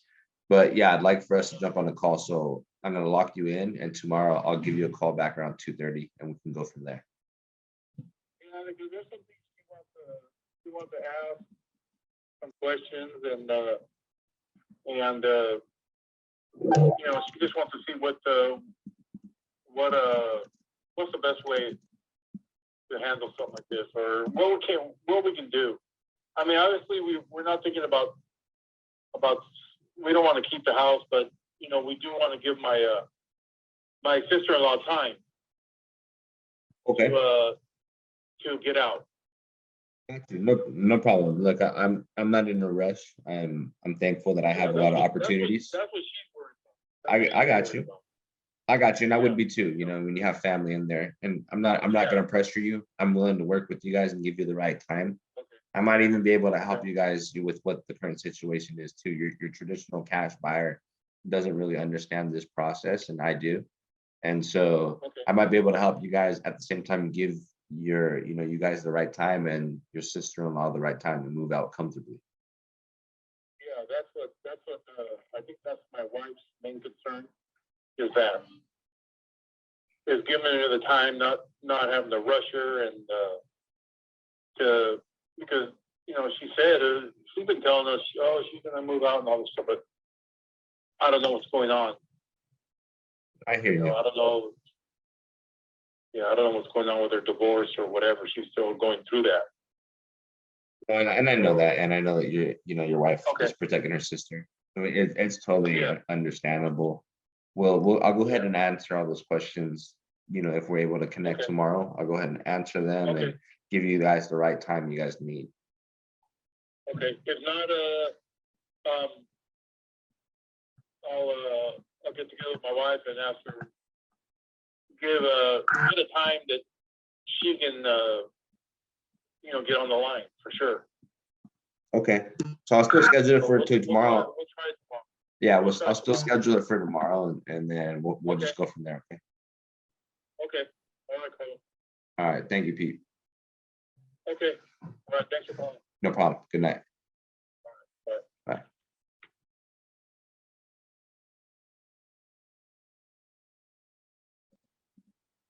All right. Let me put the notes. Carlos, I have a question. Sure. Do you ever have options for short sales or novations? Yeah. Not many short sales. I know this lady who's really good at them. I don't know too much about them really. Probably like really nothing about them. But novations, I've had a few opportunities. I haven't locked one up yet, but I've worked them, pretty much got them like close to it. Why? What's up? Oh, nothing. I was just curious to know if your other options were only seller financing and subject to. I was just curious. Yeah, for sure. So like, no, the way Novation works is, so creative financing is like the last resort, right? How I always teach everybody, go cash, and then if not, go listed. If not, keep it. If not, then go creative. Novation is the last resort of last resorts. It's the last pitch basically of creative financing. And the way it works is, let's say that you're 20, 30, 40, $50,000 away from the number you need to be for you to cash flow, maybe closer to like to $10,000 to $30,000. away from what really makes sense. All other cash investors are offering 200,000, but the salary needs 230, and everybody knows it only makes sense at 200. At that moment, their last resort is, hey, well, shit, I can't make it make sense at 200. I'm not going to make the money that I need to make just to profit. But you know what if we just did this? What if we partnered up together and I came in here with my crews and I funded the renovation? We listed it and sold it, paid the realtor together, and we paid you the amount you're looking for, and I take the excess, right? And once you get into there, that's like your best bet when the salary is not too far away from the achieve the maximum available offer. You pitch innovation.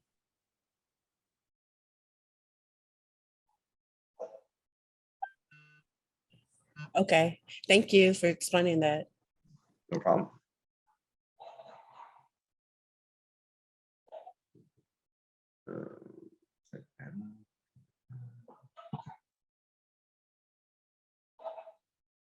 Yo, here's that, I'm pretty sure I'm sharing it, but here's the privy. I can't see my screen, but I'm pretty sure I shared the right Yeah. one. I can see it, yeah. Yeah, but it's the top somewhat comparable on square footage is gonna be like 140, 140. These guys are all like 500 additional square feet. Looks like the low end on comparable square footage is probably about that 80,000. So probably the high end will be about 140, 145. And these guys are still, that's about kind of the same square footage. Looks like there's no bed data because all of them show 0. But yeah, it's what I'd probably say right around this area. It's still working. I mean, if they're asking 12 grand. Yeah, if they're asking 12 grand, I mean, that's, yeah, even that low is still good. Yeah. You, Michael. Michael. Hey, what's What up? happened? I had the conversation with Nico. It went good. So it turns out his number one buyer, I think, or whoever he gets his leads from, Christina, she lives in the same town. Oh yeah, she does. Yeah, I speak to her. Yeah. Yeah, so he said that he's going to talk to her and then she's going to go over there and give her the contracts. Perfect, dude. Yeah. Michael's grinding out with me on the team with Nick and Christina. Been doing it for, I don't know, 4 or 5 days now. Opportunity right here within 4 or 5 days to get his first deal. Mm-hmm. You know, I have a few other people I work with like that, Yoseo and Anthony. There's a few more people, Jesus. There's gonna be a couple more people that are gonna be coming in, but we have a few people that joined the team, and we have a lot of opportunities. I can't do it alone, so I am just basically tag teaming with some people in here that are, you know, easily coachable, wanting to be coached, and we work a whole bunch of deals, and we close. Obviously, like how it is right now, it's commission based, right? So it's not like a wage opportunity, but you guys are going to learn how to kick ass with me for sure, compared to like you can learn wholesaling from anybody, but how good are they, or how good are they at closing?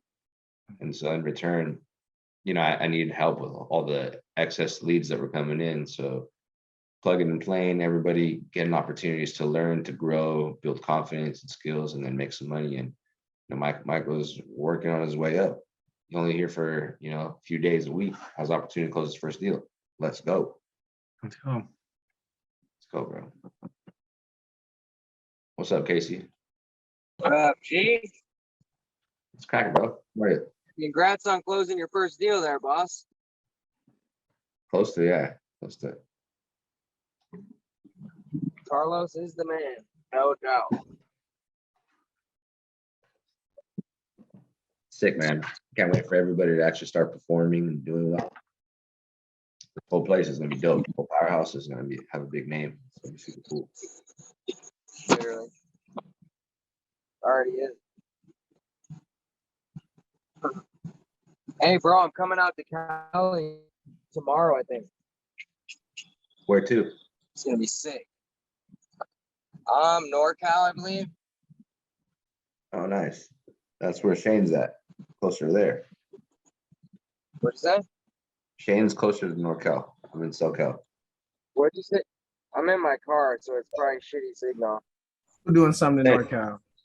You're Shane, you're in NorCal? Or where you Oh, at? no, I'm Yeah, just I'm going in to the beach, Sacramento. bro. I'm going out to the beach and to hang out with a couple people, meet a few business partners and shit, you know?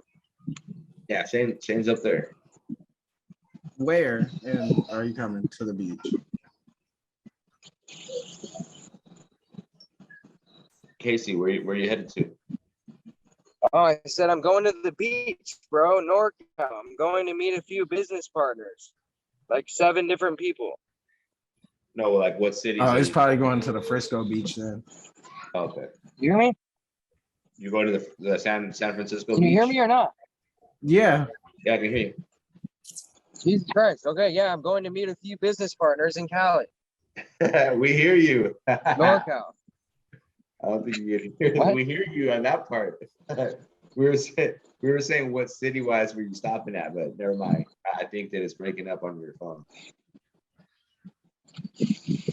I don't know, bro. Y'all are tripping me out. I can't hear you though. I can barely hear you. It's all good. I'm just chilling in my car, bro. I'm trying to give this car away, dude. Seen it? Yeah. Yeah. Look how many miles the fucker's got, dude. I can't. Oh, what happened? What happened? I don't know if you can see. Nah, I can't. It's all good, bro. That's your background on, man. We can't see nothing. It's all fucked. Here, let me if I do this. Usually this switches it. Yeah, I don't want to throw the vibe off. But yeah, it's got 300,000 miles. Sell it on payments. That's my goal, bro. I'm trying to raffle it off for $100 tickets and only do like 20 entries so someone could actually win that's close to me, you know? Mm-hmm. And then, yeah, I'll get $2,000 and bless somebody with a car for $100. And this car is like from the Latter-day Saints, right? And it's like blessed as fuck, bro. That's why it's got 300,000 miles on it. Crazy, right? And it drives better, bro. People get in my car and they're like, dude, how's your AC so cold? I'm like, because they actually used to make cars good before fucking America got corrupt in the world, you know? That's fine. Guys, I'm gonna cut this shit early. I got a couple things that I got to get ready for in the next 8 minutes. So come back tomorrow. We're gonna do some role play. I think we're gonna have some other like another team come into the role play to practice with us. Ooh. We'll have some leads. I'm You guys, fucking if you guys mixing have any all, huh? leads, bring the leads to the table so we can work them. Cool, guys. Much love. Talk to you guys tomorrow. Thanks, Carlos. Bye, everyone. Peace out. Have a good night, guys. Love you, bro. Carlos care. is that Love motherfucking goat. Good night. Love you, Casey. Peace. Appreciate you, my brother. Love you guys. Later. Have a blessed night. Make it a blessed night, my G's. Hey, good shit today, yourself. Appreciate you, my brother. You too, man. Good stuff, bro. I can't wait to see where you're gonna be at in a couple of weeks. You're gonna be a beast. Man, we going to the top, man. We collect the houses, play Monopoly. That's some Monopoly. Yeah, man. Hell yeah. All right, Josh. Well, my brother, I'll catch y'all tomorrow, man. Enjoy your rest of your nights. You too, man. All right, Gio.